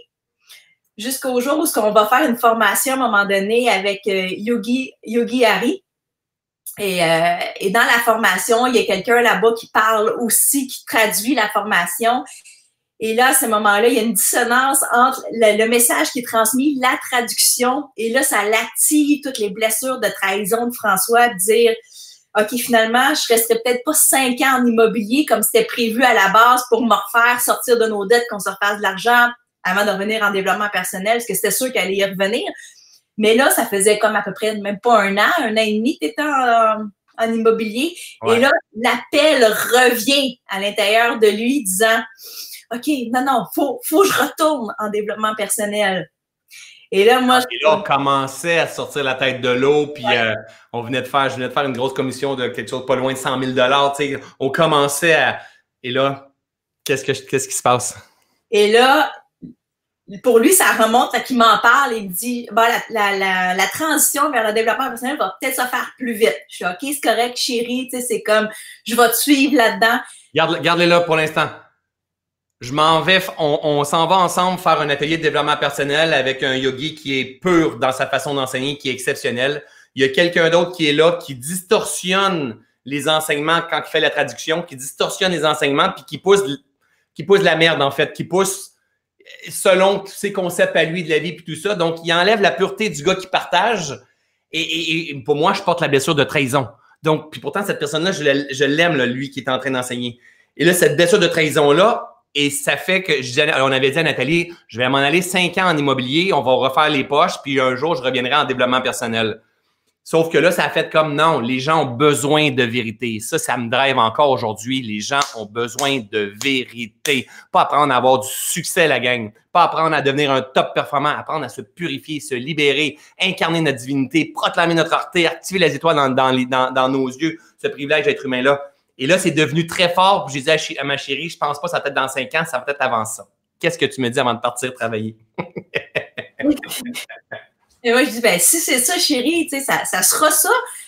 Mais moi, dans ma tête, ça sera ça, ça va être une transition, ça va être préparé, on va y aller graduellement. Parce que là, on recommence, tu sais, avec ces commissions, on a réussi à clairer des dettes, ça va de mieux en mieux, on n'a pas renfloué on n'a pas récupéré tout ce qu'on avait investi, ce que j'avais investi avant, mais au moins, ça va mieux. Et là, je m'en vais travailler ce matin-là. Et là, je reviens le soir de travailler. Il me dit, j'ai quitté l'immobilier et ça me coûte 10 000 $.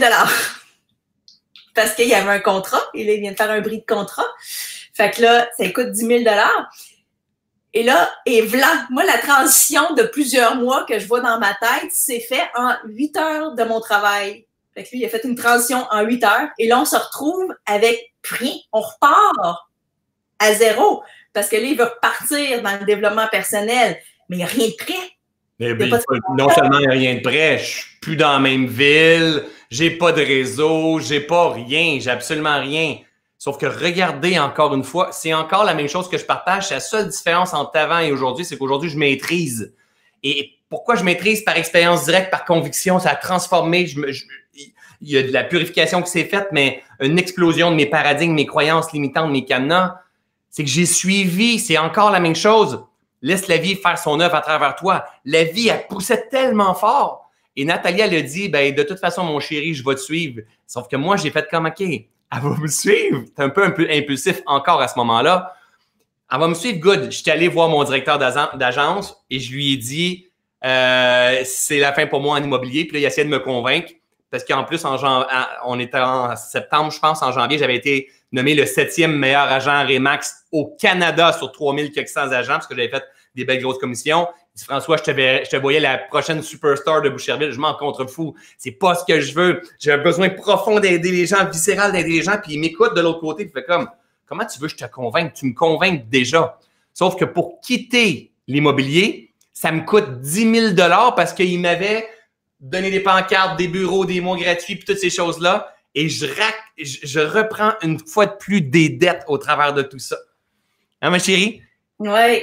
Et là, pas de réseau. Parce que on avait changé de ville. Pas de réseau, pas de page Facebook. Je ne sais pas ce que je veux dire. Puis dans ma tête, je vais commencer sur une pratique de coaching un petit peu. Puis éventuellement, je vais faire des conférences au travers de tout ça. Et la réalité, c'est que c'est pas un dépanneur où est-ce que tout le monde vient sonner en cours de route. Mais on a fait ce point de bascule. Et un jour, il est arrivé le moment fatidique où est-ce que je n'ai pas eu le choix de faire une faillite. Tu te rappelles de ça? Ah ouais, parce que là, c'était comme rendu un non-sens, là, toute l'accumulation de ces dettes.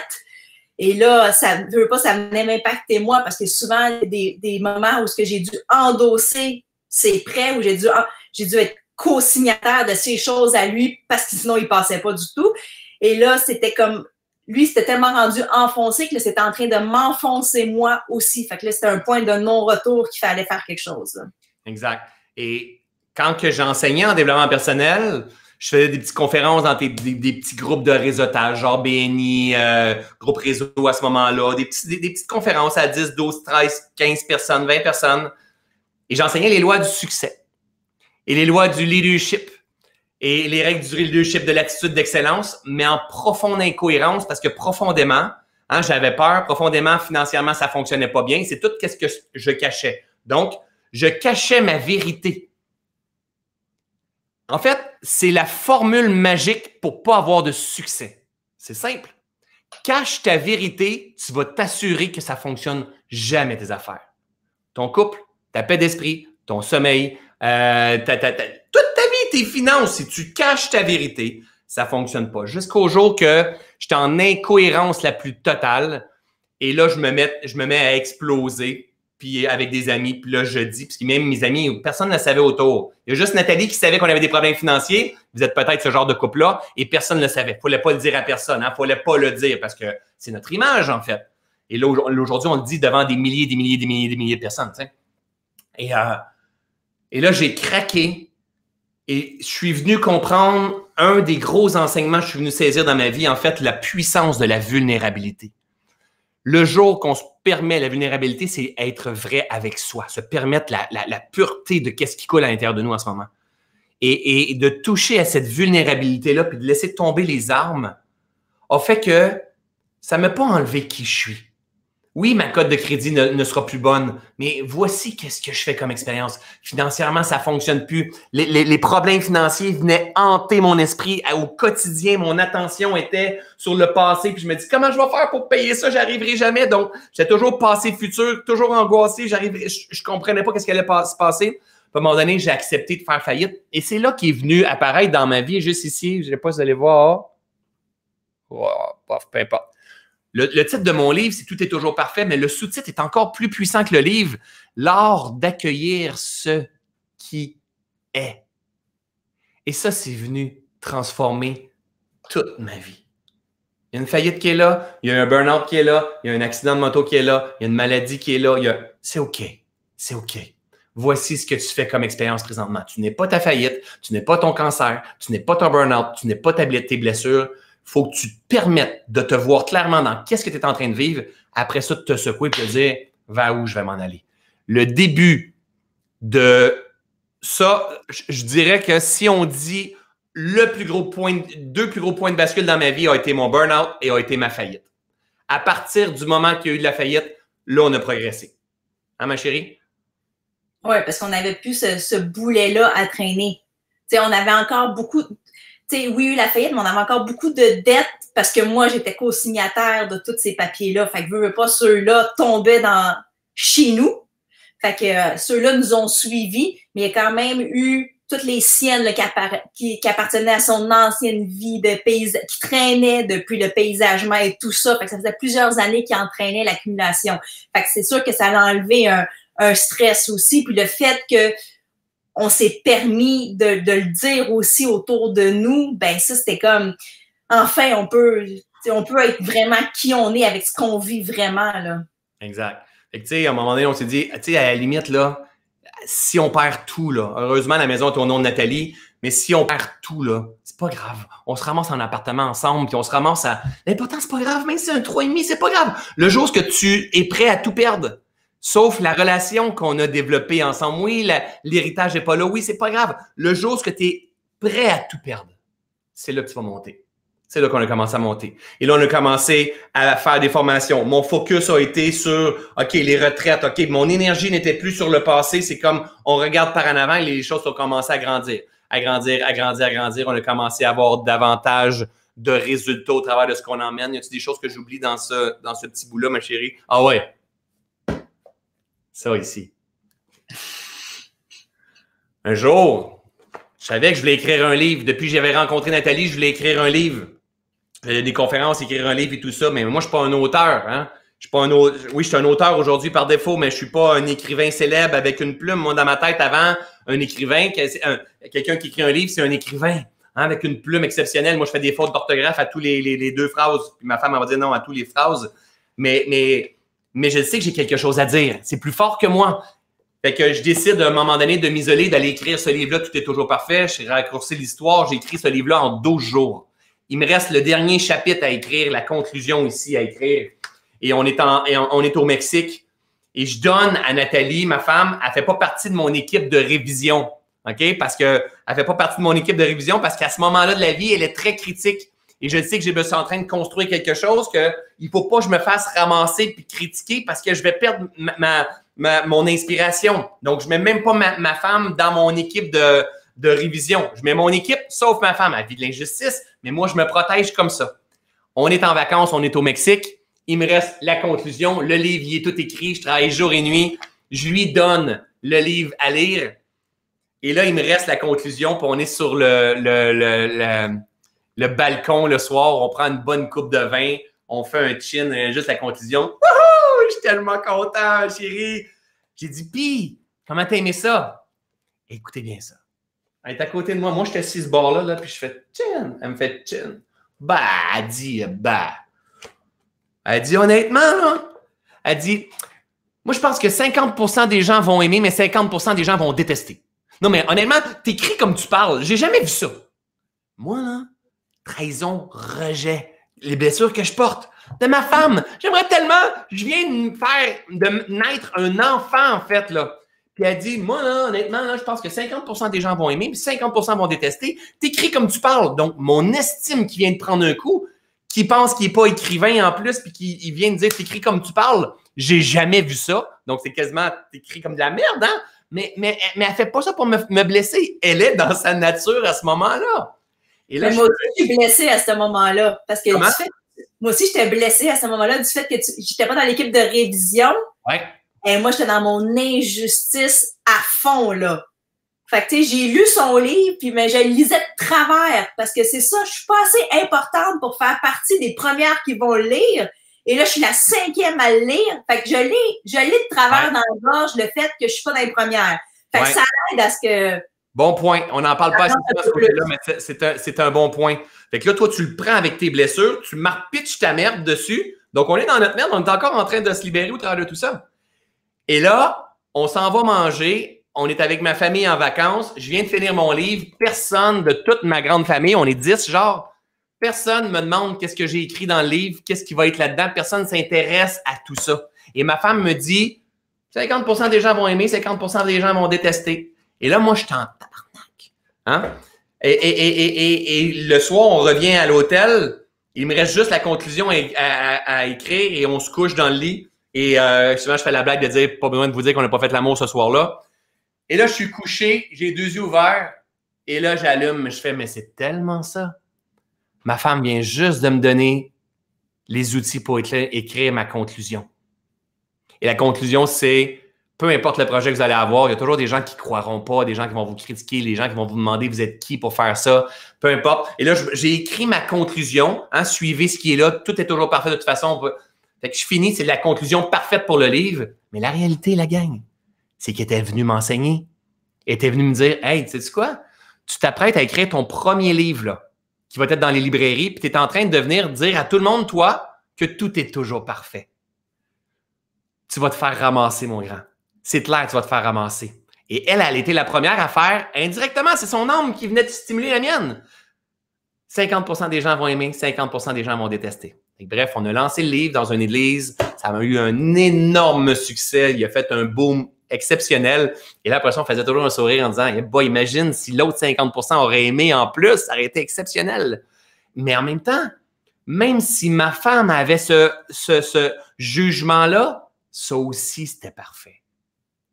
Même si je n'avais pas mis ma femme dans l'équipe de révision, ça aussi, c'était parfait. Et à un moment donné, ma chérie, les choses se sont mises à aller assez bien. On a commencé à dégager un salaire raisonnable. Et toi, tu étais dans une période moins raisonnable, mettons. Tu veux partager cette période-là? Parce que notre but, hein, je répète, là, c'est que vous vous retrouvez dans plein de ces histoires-là. Ben, j'étais rendue dans un point un peu d'incohérence dans ma vie. Tu sais, on animait les retraites la fin de semaine où ça me faisait du bien, ça me ressourçait. Et là, je revenais la semaine travailler où je retombais, j'étais au module agression sexuelle à ce moment-là, je retombais à entendre les histoires, à gérer tout ça, le temps supplémentaire, la fatigue, les problèmes de santé qui commençaient à embarquer aussi. Fait que j'avais comme une incohérence d'avoir, tu sais, je suis super bien comme la fin de semaine dans mon autre vie, mon autre travail. Et quand je retombe dans mon domaine où je travaille tous les jours, ben là, c'est comme ça va plus bien, là. C'est comme, puis là, je me rends compte là, que ça fonctionne plus, là. Tu sais, je fais de l'insomnie, problème de digestion, tu sais, ma machine me parle, puis c'est comme, elle fait pas juste me parler, elle hurle, mais c'est comme, je veux pas l'entendre. Je continue, puis j'accepte d'autres mandats, je suis sur des comités, je suis à Nicolette, c'est comme, j'en fais encore toujours plus comme si ça allait venir combler ce mal-être-là trop fort. Ben, je vais le saouler, je vais y en donner encore plus pour pas me vivre. Parce que j'étais pas prête à aller toucher ça. Puis je voulais surtout pas me l'admettre que j'étais rendue à ce bout, que j'avais poussé ma machine jusqu'au maximum. Je voulais pas me l'admettre. Et je voulais pas non plus tomber en burn-out parce que qu'est-ce que mes collègues vont dire du fait que j'anime des retraites la fin de semaine? Je peux pas être en burn-out et faire d'autres choses et travailler dans la production, aller à Inspire-toi, faire les retraites. Fait que c'était comme, si je suis en burn-out partout, fait que je pourrais pas continuer ce que j'aime faire. Mais là, tu sais, le jugement, qu'est-ce que les autres vont dire, mes victimes, mes dossiers, là, c'était une montagne pour moi, là, à ce moment-là. Ouais, vraiment. Puis là, tu comprenais pas qu'est-ce qui se passait avec toi. Ça l'affectait le sommeil, notre vie de couple, ça l'affectait tout à un moment donné. Et là, ça a fait comme, OK, chérie, c'est le temps que tu mettes ta tête dans mon épaule et que moi, je prenne la relève à ce moment-là. Hein, ouais. C'est un peu de même que ça s'est passé. Et là, en fait, on n'avait pas les moyens. On n'avait pas les moyens que tu arrêtes tout ça. Fait que tu as eu le privilège dans la police de prendre une année sabbatique. Oui, j'ai pris une première année sabbatique. Et juste prendre l'année sabbatique, là. Ça a été une décision énorme, hein? Ah oui, parce que pour moi, c'était un non-sens de juste partir de mon domaine pour aller faire d'autres choses, ne sachant pas, tu sais, on n'avait pas tout l'argent là pour dire, tu sais, mon salaire de police amenait notre sécurité. Mais là, si j'étais plus là, j'avais plus de salaire, ben cette sécurité-là, on l'avait plus. Fait que là, il fallait trouver d'autres choses là pour combler tout ça, là. Exact. Fait que là, tu as pris l'année sabbatique, mais déjà là, juste de prendre l'année sabbatique, il a fallu, hein, avec les termes qu'on parle aujourd'hui, que tu meurs dans une perception de toi, parce que c'est toujours qu'est-ce qu'il va dire mon boss, qu'est-ce qu'il va dire les amis, qu'est-ce qu'ils vont dire les collègues de travail, qu'est-ce qu'il va dire mon père, qu'est-ce qu'ils vont dire, tu sais. Fait que ça a été en fait à la limite même des problèmes de santé qui a forcé à prendre ça, parce que plus qu'il y a une dualité, plus qu'il y a des problèmes de santé. C'est tout le temps de même, le corps et l'esprit sont interreliés. T'as pris une année sabbatique. T'avais le privilège dans ta vie, hein, après l'année sabbatique, là, t'as trempé beaucoup dans Kaizen, dans la production, dans notre entreprise, puis tout ça. T'as enseigné des retraites, on a fait des voyages de pleine conscience et tout. Il est venu le temps de dire, ben, est-ce que je recommence ou le privilège de prendre une deuxième année sabbatique? Oui. Fait que là, j'ai pris la deuxième année. Et là, ça a continué son chemin comme ça, mais veux pas, j'avais toujours en arrière, faut que je décide. Soit que je retourne ou que je quitte, parce que là, après les 2 ans, là, c'était fini. Il fallait que je pouvais plus, il n'y avait plus aucune extension possible d'aucune manière. Et plus la date approchait qu'il fallait que je retourne travailler, plus que je me disais, parce qu'à un moment donné, j'avais le discours, ben, je vais aller retester. Je vais retourner 6 mois. Puis là, je vais savoir si vraiment je refite dans le moule ou je fit pas. Tu sais, là, je me dis, OK, je retourne 6 mois. Tu sais. Mais je me connais, j'aurais retourné 6 mois, j'aurais pas rebasculé. Tu sais, j'aurais repris le moule, j'aurais repris mes anciennes habitudes et tout ça.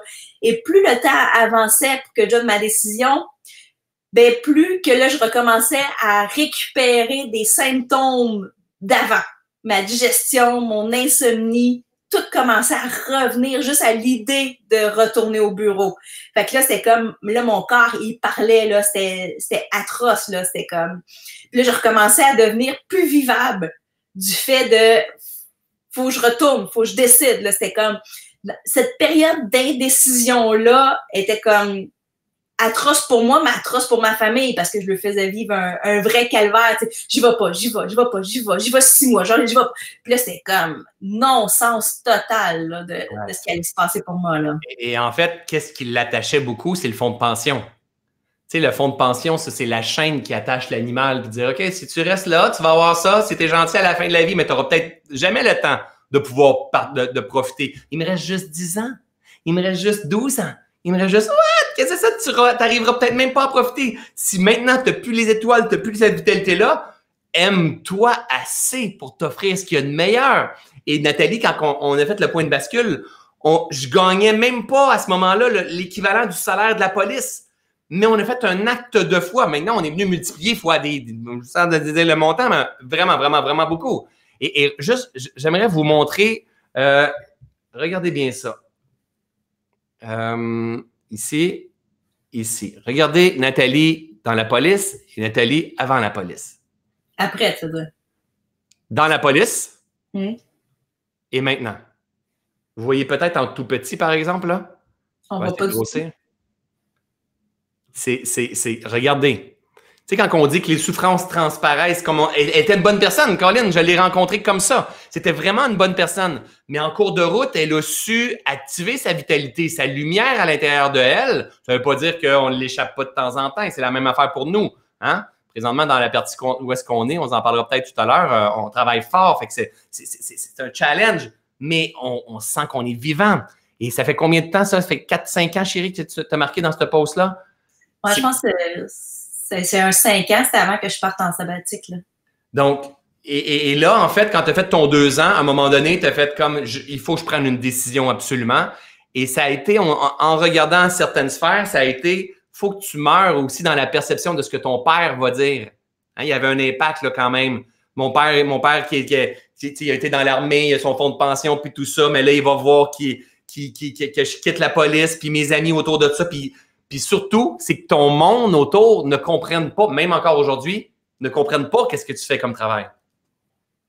Non, puis c'est parce qu'il y en a plein qui baignent pas là-dedans, mais tu sais, il y a des gens qui disent qu'ils voient pas la photo. Ah ouais, hein?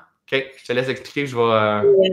mais quand j'ai annoncé à mon père que je quittais la police et tout ça, tu sais, lui, il dit, ben moi, je veux juste que tu sois heureux. Tu sais, c'est comme... Puis toutes mes amies, c'est comme, ben, c'est ça que tu files, go! Tu sais, c'est comme...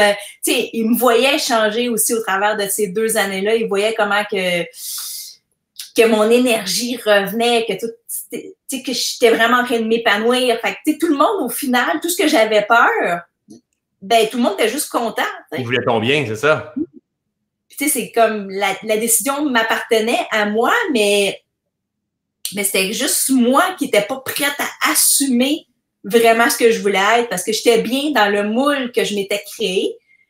Puis là, sortir de ce moule-là, ben, c'était comme trop gros pour moi. Fait que, c'était plus moi qui avais peur face à moi-même que la réaction des autres qui a juste été super bonne à mon égard, là, tu sais. Puis les autres, ils voulaient tout ton bien, mais en même temps, tu avais aussi besoin d'apprendre à te libérer de la perception des autres, du jugement des autres, du regard des autres. Regardez bien, je vais vous le montrer. Regardez ici. Ça, c'est Nathalie avant. Et ça, c'est Nathalie maintenant. C'est fou quand même.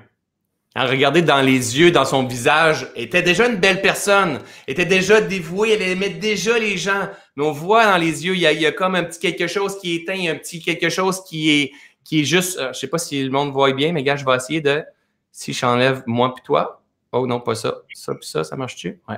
Nathalie, et 4-5 ans après. Mais elle était déjà une bonne personne. Mais plus souffrante à ce moment-là, plus dans ses blessures, plus dans ses conditionnements, pense qu'elle n'est pas à la hauteur, qu'elle n'est pas assez dans le pattern de performance, se compare avec les autres, se permet pas d'être vraie, donc autour d'elle, le monde ne sont pas vrais non plus. Versus elle qui se permet d'être vraie, qui s'est permis ses libérations, de prendre contact avec ses souffrances, de vivre ses résistances, de transcender ses limitations. Hein, c'est Nathalie aussi, mais avec une transformation exceptionnelle. Et ça, c'est possible pour tout le monde. On en a vu plein, nous autres, hein, chérie. Là, je suis pas capable de l'enlever. On en a vu plein se transformer puis réactiver cette lumière-là dans les yeux. Donc là, tu as décidé de prendre ton année sabbatique, pas une année sabbatique, faire un acte de foi, dire « let it go » la police, et on s'investit complètement, même si un jour mon homme s'en va. Parce que c'est ça, là.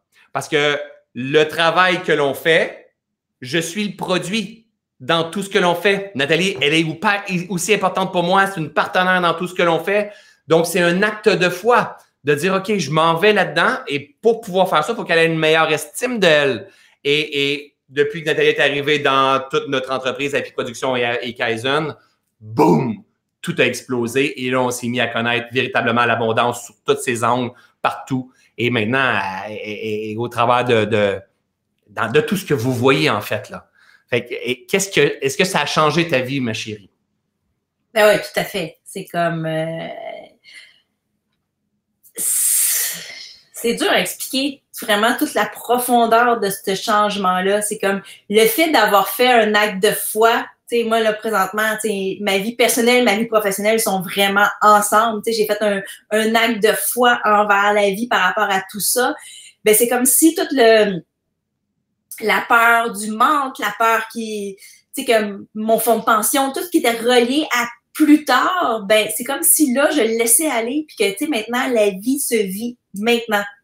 Tu sais, oui, j'ai plein d'amis qui vont prendre leur retraite d'ici, 7-8 ans. Tu sais, j'aurais pu prendre ma retraite d'ici 7-8 ans si j'étais restée dans la police. Puis, tu sais, plus jamais travailler de ma vie, sauf que là, je les vois, ils font de l'overtime, ils font plein d'affaires. Moi, j'ai le privilège d'être là en ce moment, de vivre ma vie avec mon chum, avec mes enfants, on voyage. Fait que c'est comme ce moment-là que je me dis, à la retraite, je vais faire ça, mais là, je le fais là. Tu sais, c'est comme, puis en même temps, je travaille. Et moi, c'est sûr que ça l'a cassé, là, plein de barrières, là. Puis, tu sais, ça serait mentir de dire que j'ai jamais la bulle qui me vient à la tête disant, ah, mais si un jour, il arrive quelque chose, on se sépare, François meurt ou quoi que ce soit, qu'est-ce que je vais faire? T'sais? Mais maintenant, j'ai assez confiance en moi que de me dire, ben, si ça arrive un jour, ben, avec toutes les compétences que j'ai, je vais être capable de trouver un autre job ailleurs. T'sais, c'est comme. T'étais capable de dire ça, v'là même un an, chérie? Non.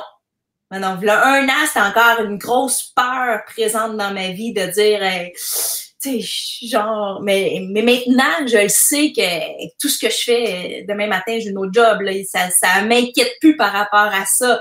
Mais c'est comme, ça a amené une légèreté, tu sais, je veux dire, depuis que j'ai pris la décision et depuis que tout s'est mis en branle, que, tu sais, il y a eu un petit peu d'adaptation au début, de dire le choc, de dire je l'ai fait, tu sais, ben, mes problèmes de santé, ils ont tous reparti, ils sont pas revenus. Tu sais, comme sur la photo, je pense qu'on le voyait, là, tu sais, à un moment donné, j'ai crashé, je me mettais à maigrir, on comprenait pas pourquoi, là, que je me mettais vraiment à maigrir. C'est juste mon corps qui était comme en stress ultime, puis là, tout est redevenu normal, tu sais, dans ma vie, point de vue santé, tout est... Et ce qui était aussi une motivation dans ma vie, tu sais, c'est ma mère. Tu sais, ma mère, moi, elle est morte, elle avait 42 ans. Ouais. Et moi, quand j'ai décidé de quitter la police, j'avais 40. C'est l'année passée, j'ai officiellement quitté, j'avais 40 ans. Et là, ça fait... C'est ça, j'ai 40? Ouais, à 40 ans. Ouais, j'avais 39, j'allais avoir 40 le mois d'après. J'avais 39 ans quand j'ai quitté. Et moi, c'était comme ma mère est morte d'un cancer. OK? Et moi, je voulais pas... Tu sais, là, je voyais que ma santé était en train de dégringoler. J'en voyais que, tu sais, j'étais en train de passer des prises de sang. Tu sais, les arrêts de santé se remettaient dans ma vie, tu sais. Et moi, je voulais pas mourir à 42 ans. Fait que je me suis dit, il faut que je change ma vie. Fait que c'est comme un élan qui allait vers ça aussi.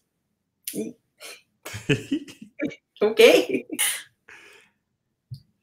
que ça me donnait comme le souffle supplémentaire disant, mon Dieu,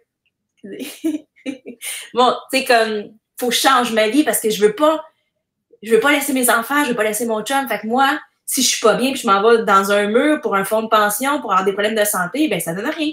On s'en va vers autre chose. Ouais. Vous savez, je la laisse faire, je la laisse aller, hein?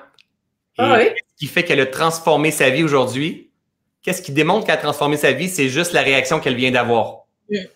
Parce qu'avant, Nathalie, elle aurait fait, ma mère a eu un cas. C'est ça. Et elle aurait fermé. Boum, presto par-dessus, boum, on ne vit pas les émotions, tout. Et même dans son corps, c'était manifesté. Dans son corps, on le voyait. On ne se permet pas. Là, elle est en live sur Facebook. Devant, on est 7695 personnes en direct présentement, chérie. Non. Non, on est 200 quelques, mais quand même, il doit y avoir plusieurs milliers de personnes qui vont voir cette vidéo-là. Et elle s'est permis de le vivre, de l'accueillir, de le reconnaître, de le laisser aller, en comprenant qu'il n'est pas brisé. Et en étant détaché, peu importe le jugement que les gens peuvent avoir. Ça démontre quoi? Une libération de qui elle est vraiment. Qu'est-ce que ça amène, ça? Une libération du corps, une libération des souffrances. C'est ça la vie! Mais avant, chérie, c'est vrai, hein? Avant, tu aurais fait comme... Mais maman... Mais même avant, tu n'aurais même pas voulu partager une vidéo sur ma page, un. Non. Et deux, dès que tu aurais touché une émotion, boum! Même si tu pleurais régulièrement, mais une émotion devant plein de monde, tu aurais fermé, tu aurais cristallisé dans cette carapace-là. Mais aujourd'hui, ce qui emmène la douceur, parce que ma femme, sa grande force à elle, c'est sa douceur. Elle est capable d'être un T-Rex aussi quand elle veut. Mais ce qui amène cette douceur, c'est accueillir toutes les résistances, toutes les blessures qui se sont pointées et apprendre à se guérir. On fait toute la même chose, la gang. On est ici pour se guérir dans l'espace. On est ici pour se guérir. Même ce live-là, la gang. Vous écoutez l'histoire de Nathalie, vous écoutez l'histoire de François, l'histoire du couple, ça vous emmène en vibration dans vos mémoires. On est là pour se guérir ensemble. C'est super important. Comprendre qu'on est complet, qu'il ne nous manque absolument rien, mais qu'il faut faire acte de foi et d'avancer dans la vie, avec la vie, dans le flot de la vie, sans chercher à contrôler, à planifier, à tout structurer et se laisser émerveiller par la vie. Aurais-tu pu imaginer, ma chérie, faire la vie que tu as aujourd'hui avec les enfants, avec ton homme, avec ton travail, avec où est-ce que tu habites, avec toute la communauté qu'on a, avec l'abondance qui est là, avec notre façon de vivre tout ce qui se passe? Aurais-tu imaginé ça possible? Jamais de la vie, là. Je vous ramène, là, il y a de ça plusieurs années, je sais pas si tu te rappelles, j'ai dit à François, je dis un jour, je rêve qu'on soit capable de dormir c'était-tu l'hôtel? Au Germain. Qu'on soit capable de dormir une nuit au Germain puis de s'acheter des petits fromages, acheter du boursin et tout ça. Parce qu'à ce moment-là, c'était comme, juste acheter du boursin, c'était comme un superflu dans notre vie, tu sais. C'était comme le gros luxe. Fait que moi, j'ai dit, un jour, je rêve qu'on soit capable de faire ça. C'est un genre de fromage qui s'étend comme ça, parce qu'on était des périodes pas capables d'acheter un café au Tim Hortons ou mettre un 5$ d'essence. Et elle avait une amie qui voyageait puis qui profitait de la vie parce qu'ils sont aisés, puis une bouteille de vin, puis du boursin, puis elle me dit, un jour, moi aussi, j'aimerais ça, là, être capable de pouvoir avoir du boursin dans ma chambre d'hôtel, puis Ça coûte 10 là. Même pas 5 piastres. Même pas. Mais on était tellement dans une situation de manque. Puis aujourd'hui, mais my God, c'est comme à l'opposé, mais le plus total.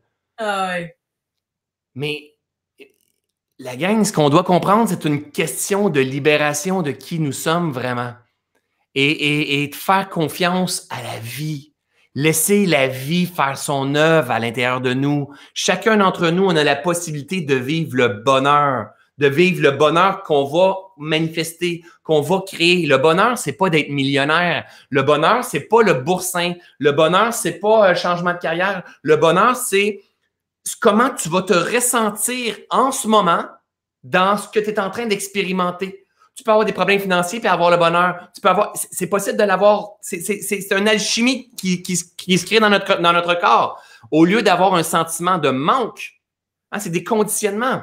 Et on a appris à se libérer, à se purifier. Si on revient à aujourd'hui, là, dans quelle énergie que tu es et que je suis? Aujourd'hui, là, je parle aujourd'hui, on est le 25 janvier. Aujourd'hui.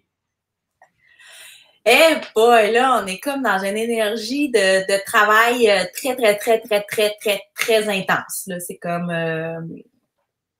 on fait beaucoup de choses.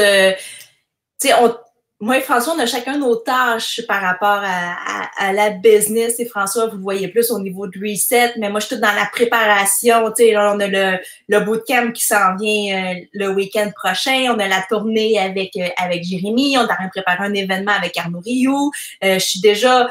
Là, j'étais en train de préparer le bootcamp en France. Je suis déjà en train de réserver les salles 2021. Fait que moi, je suis dans l'organisation, la gestion de tout ça, l'envoi des agendas et tout pour Reset.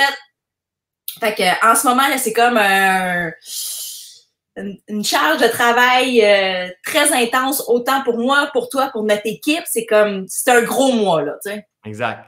Et ça paraît dans notre énergie. Tu sais, je me suis couché à 2h30 du matin. On a des choses. Il y a beaucoup de personnes qui rejoignent Reset, cette aventure-là. Et on a le bootcamp le week-end prochain avec 700 personnes.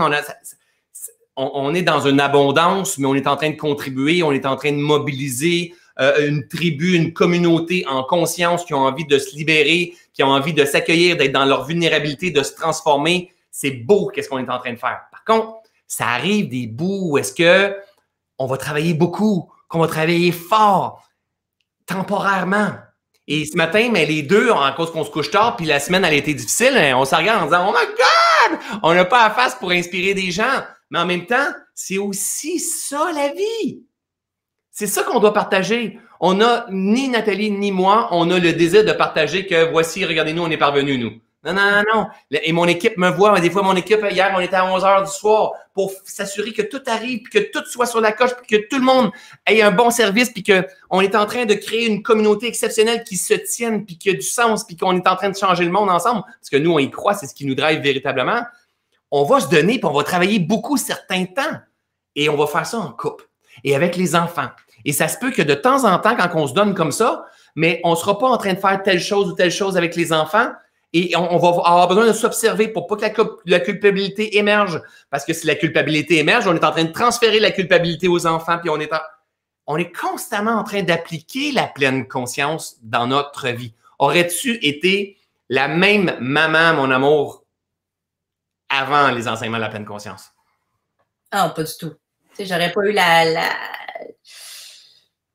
Ah non, c'est juste fou comment je suis avec les enfants, comment que, tu sais, l'ancienne Nat plus rigide, plus contrôlante, plus exigeante, elle comme un peu, elle revient des fois se pointer, mais elle a pris de bord, puis là, c'est comme j'ai l'impression que je permets vraiment à mes enfants d'être des enfants, puis de juste être des enfants, là, tu sais, c'est comme d'enlever toute de pas amener le pattern de performance, d'exigence, juste de laisser aller, là, comment ils doivent être, là.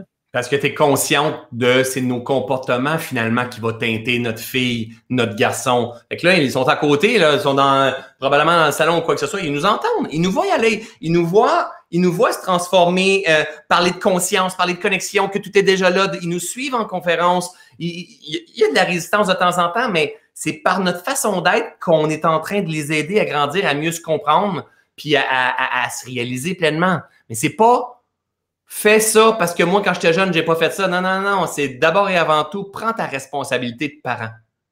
Apprends à ramener la paix dans ton esprit, à sentir que tu es complet, que tu fais de ton mieux, à t'accueillir dans toutes les palettes de couleurs, les moments où tu te perçois en équilibre, un peu moins en déséquilibre. Comprendre que tu n'es pas ton déséquilibre, tu es d'une partie. Hein, présentement, est-ce qu'on est dans le déséquilibre? Mais pas partout. C'est une partie où est-ce qu'on se donne beaucoup, on reprend un recul, on se réaligne, puis c'est ça, vivre à deux en pleine conscience. C'est ça, incarner la pleine conscience. Et encore, on a besoin de se purifier, puis c'est un privilège de pouvoir faire ça ensemble. Mais pour pouvoir faire ça ensemble dans un couple, il faut se connaître, il faut connaître nos valeurs, il faut avoir un respect mutuel des deux. Pas toujours dire, mais là, c'est pas le bon, c'est pas le bon, c'est pas le bon. Mais non, mais à chaque fois, c'est toujours le bon. Ça, c'est super important de comprendre ça, la gang. C'est super important de comprendre ça. Vous êtes à la bonne place dans la vie. C'est impossible de ne pas être à la bonne place. C'est impossible de ne pas être à la bonne place dans la vie.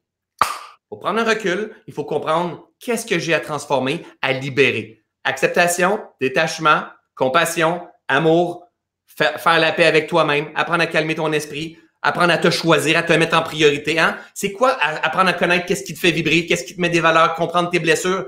Qu'est-ce que la vie est en train de t'enseigner en ce moment?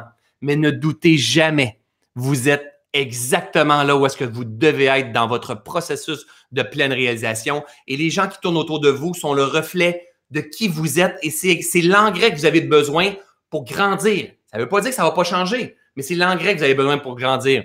Et ne doutez jamais que vous êtes complet, qu'il manque absolument rien, que votre machine, elle est complète. Entourez-vous de gens inspirants, des histoires inspirantes comme Nathalie, comme toutes ceux et celles qui sont venus partager sur ma page Facebook et YouTube cette semaine, les entrevues. On a eu, combien on a eu de personnes? 3 x 7, 21. On a eu 21 personnes comme Nathalie qui sont venues vous partager votre histoire. Il y a plein de gens. Vous n'êtes pas obligé d'embarquer dans un programme, la gang. Il y a plein de gens sur YouTube qui partagent leur histoire, mais une chose est sûre, tu dois absolument être impliqué dans ta transformation. Tu dois absolument, au quotidien ou au moins à toutes les semaines, comprendre tes blessures. Penser à tes blessures, penser à tes visions, penser à ta vitalité, prendre à la hauteur, voir qu'est-ce qui limite ton expérience, tes cadenas limitantes. Tu n'es pas brisé. Et peu importe ce qui s'est passé, tu n'es pas brisé. Tu as un potentiel de transformation exceptionnel. Tu es la plus belle merveille au monde. Et présentement, ton enfant est en train de te modéliser, te regarder pour créer exactement la même affaire que toi. Exactement. Est-ce que c'est vraiment le message que tu veux partager? Si tu as envie d'en connaître davantage, tu peux venir me voir vers Reset, mais sinon, il y en a plein sur le web. Et c'est ça notre intention à moi et Nathalie. Et 2020, nous, on s'est donné comme mission. On est privilégiés présentement. On est arrivé dans une partie de notre vie où est-ce qu'on gagne plus qu'on n'aurait jamais pensé. On est dans un univers d'abondance, on est privilégié, on a de l'amour, on a de l'attention, de l'affection, on a de la communauté, on a des amis, on a des projets, on a tout ce qu'on a et on a décidé en 2020 que notre désir, c'est de contribuer. C'est de faire gagner d'autres personnes, c'est de contribuer, on veut manifester des choses parce qu'on veut mettre un sens encore plus grand à notre vie au travers de tout ça. Chérie, qu'est-ce que tu aurais à dire aux gens qui probablement ont vibré à ton message durant le live? Qu'est-ce que tu aurais à dire aux gens qui peut-être qui hésitent peut-être à venir aussi dans le Reset?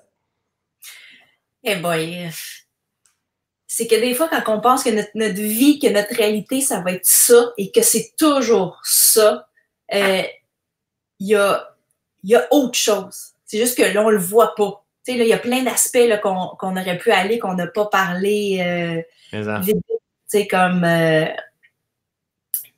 tu sais, que des fois... Moi, j'étais convaincue que ma vie allait toujours être ça.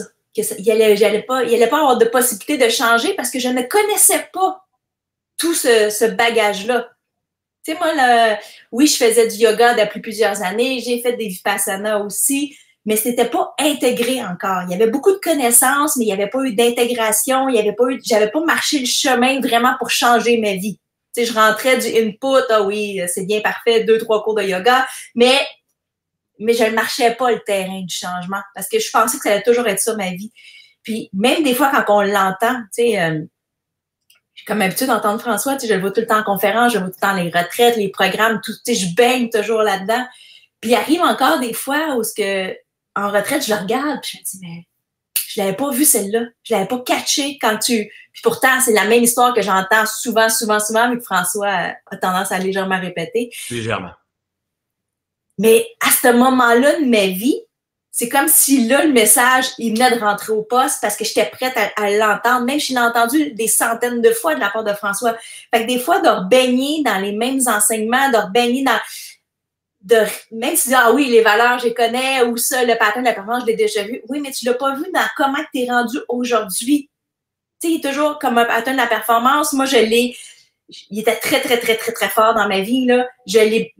Je l'ai transcendé beaucoup, mais des fois, il se repointe. Fait qu'un petit reminder, ah oui, c'est vrai, là, je suis en train de retomber dedans, ou je le vois différemment de comment je suis arrivée. Fait qu'il y a toujours des magies de la vie, des fois, qu'il faut juste pas sous-estimer. Tu sais, juste la chanson. Tu sais, on n'aurait jamais été assez intelligent pour comprendre, pour demander une chanson à la radio qui fait que 11 ans et demi plus tard, on est encore ensemble. Tu sais, c'est comme... Il faut juste être à l'écoute de ce qui monte en dedans puis de savoir écouter ici, pas toujours ici, parce qu'ici, je serais possiblement peut-être encore dans la police, mais ici, j'ai écouté mon cœur, j'ai écouté mon corps, puis ça me disait go all in. Es-tu fier de toi aujourd'hui d'où est-ce que t'es? Oui. Ouais, c'est sûr. C'est juste ça la clé, la gang. C'est juste ça la clé. Mais pour pouvoir arriver à être fier de soi, il faut tourner notre regard vers soi. Il faut avoir la ferme intention de se reconnecter avec cette divinité-là qui pousse à l'intérieur de nous, cette lumière-là qui apparaît dans nos yeux. Et c'est simple, hein? Si on se réalise, c'est comme ça. Si on ne se réalise pas, c'est comme ça. Donc, mais on n'est pas brisé. Il faut juste aller s'entourer, aller chercher des outils pour ça. Alors, merci ma chérie d'amour. C'était cool de faire ça avec toi. Et on le sait, toi et moi, il y a plein d'histoires qu'on n'est pas venu toucher parce qu'on s'est dit on ferait 2 heures. Il y a plein d'histoires qu'on n'est pas venu toucher. Il y a beaucoup à enseigner, à partager au travers de tout ça. J'espère que vous avez vibré aux enseignements de Nathalie. J'ai vu dans le côté que oui, vous avez vibré, vous êtes en résonance avec ça. Et ça, vous devez le comprendre. Hein? C'est le titre d'une autre de mes formations quand les gens ont fait Reset, peuvent venir plus loin après, qui s'appelle Ubuntu. Puis Ubuntu signifie « je suis parce que nous sommes ». Nous sommes tous interreliés, la gang. Nous sommes tous interconnectés. On est ensemble pour se purifier, pour se libérer, pour se faire chier, pour se faire souffrir, hein, pour réactiver cette lumière-là, pour apprendre à mieux se connaître. Si jamais vous avez une intention de rejoindre la prochaine cohorte Reset, vous avez jusqu'à lundi, donc le 27 janvier à minuit le soir pour rejoindre cette cohorte-là. Sous la vidéo ici, j'ai mis tous les liens pour pouvoir aller voir tous les détails. Vous avez un lien des vidéos questions-réponses où est-ce que je réponds à toutes vos questions. Si vous avez encore des questions, vous pouvez les écrire dans les commentaires ici. Je vais venir répondre à vos questions. D'ici lundi, probablement dimanche ou peut-être lundi, je vais faire un dernier live pour répondre aux questions de Reset par rapport à tout ça. Quoi d'autre aussi? Si vous ne pouvez pas rejoindre Reset, vous pouvez vous inscrire au webinaire gratuit où est-ce que j'ai donné plus de 3-4 heures d'enseignement. Et si vous vous inscrivez au webinaire gratuit, vous allez recevoir la méditation de 45 minutes par la suite qui est beaucoup de valeur. Bref, ma chaîne YouTube, il y a du stock partout. Il y a du monde que je vais vous référer en cours d'année gratuit là, sur ma chaîne Facebook, tout ça. N'oubliez pas, le message que j'aimerais ça qu'on puisse retenir, c'est qu'on est en 2020, il n'y a plus de raison de rester dans notre merde. On doit apprendre à se nettoyer, à se purifier, à se secouer, à se réactiver, à réactiver la vie à l'intérieur de nous et à savourer le voyage pendant il est encore temps de savourer le voyage et être un modèle dans lequel on aimerait que l'humanité puisse progresser au travers de tout ça. Alors, merci énormément. Merci d'avoir pris votre temps. Si vous pensez que ce message-là peut faire vibrer vos amis, un message plein de conscience. Vous savez, pour changer le monde, on peut faire des vidéos, on peut partager nos histoires, on peut laisser un commentaire, mais on peut aussi partager des vidéos comme ça. C'est comme ça qu'on emmène un changement de conscience dans notre monde aussi. Vos commentaires sont tous là, ma chérie, merci. J'ai tellement hâte de franchir la porte et de te retrouver. M'ennuie tellement, là! Et là-dessus, qu'est-ce qu'on dit à ma communauté déjà en terminant? Je vous aime! Je vous adore! Je vous adore! Merci d'être dans notre belle vie. J'espère qu'on aura le privilège de se voir peut-être au bootcamp le week-end prochain. Il reste quelques billets si vous avez un intérêt. Et sinon, dans Reset, de vous accueillir dans cette belle grande famille-là qui est en train vraiment de s'unir et devenir la communauté en conscience. C'est magique ce qu'on est en train de faire. Passez une super belle journée et à très bientôt. Bye tout le monde!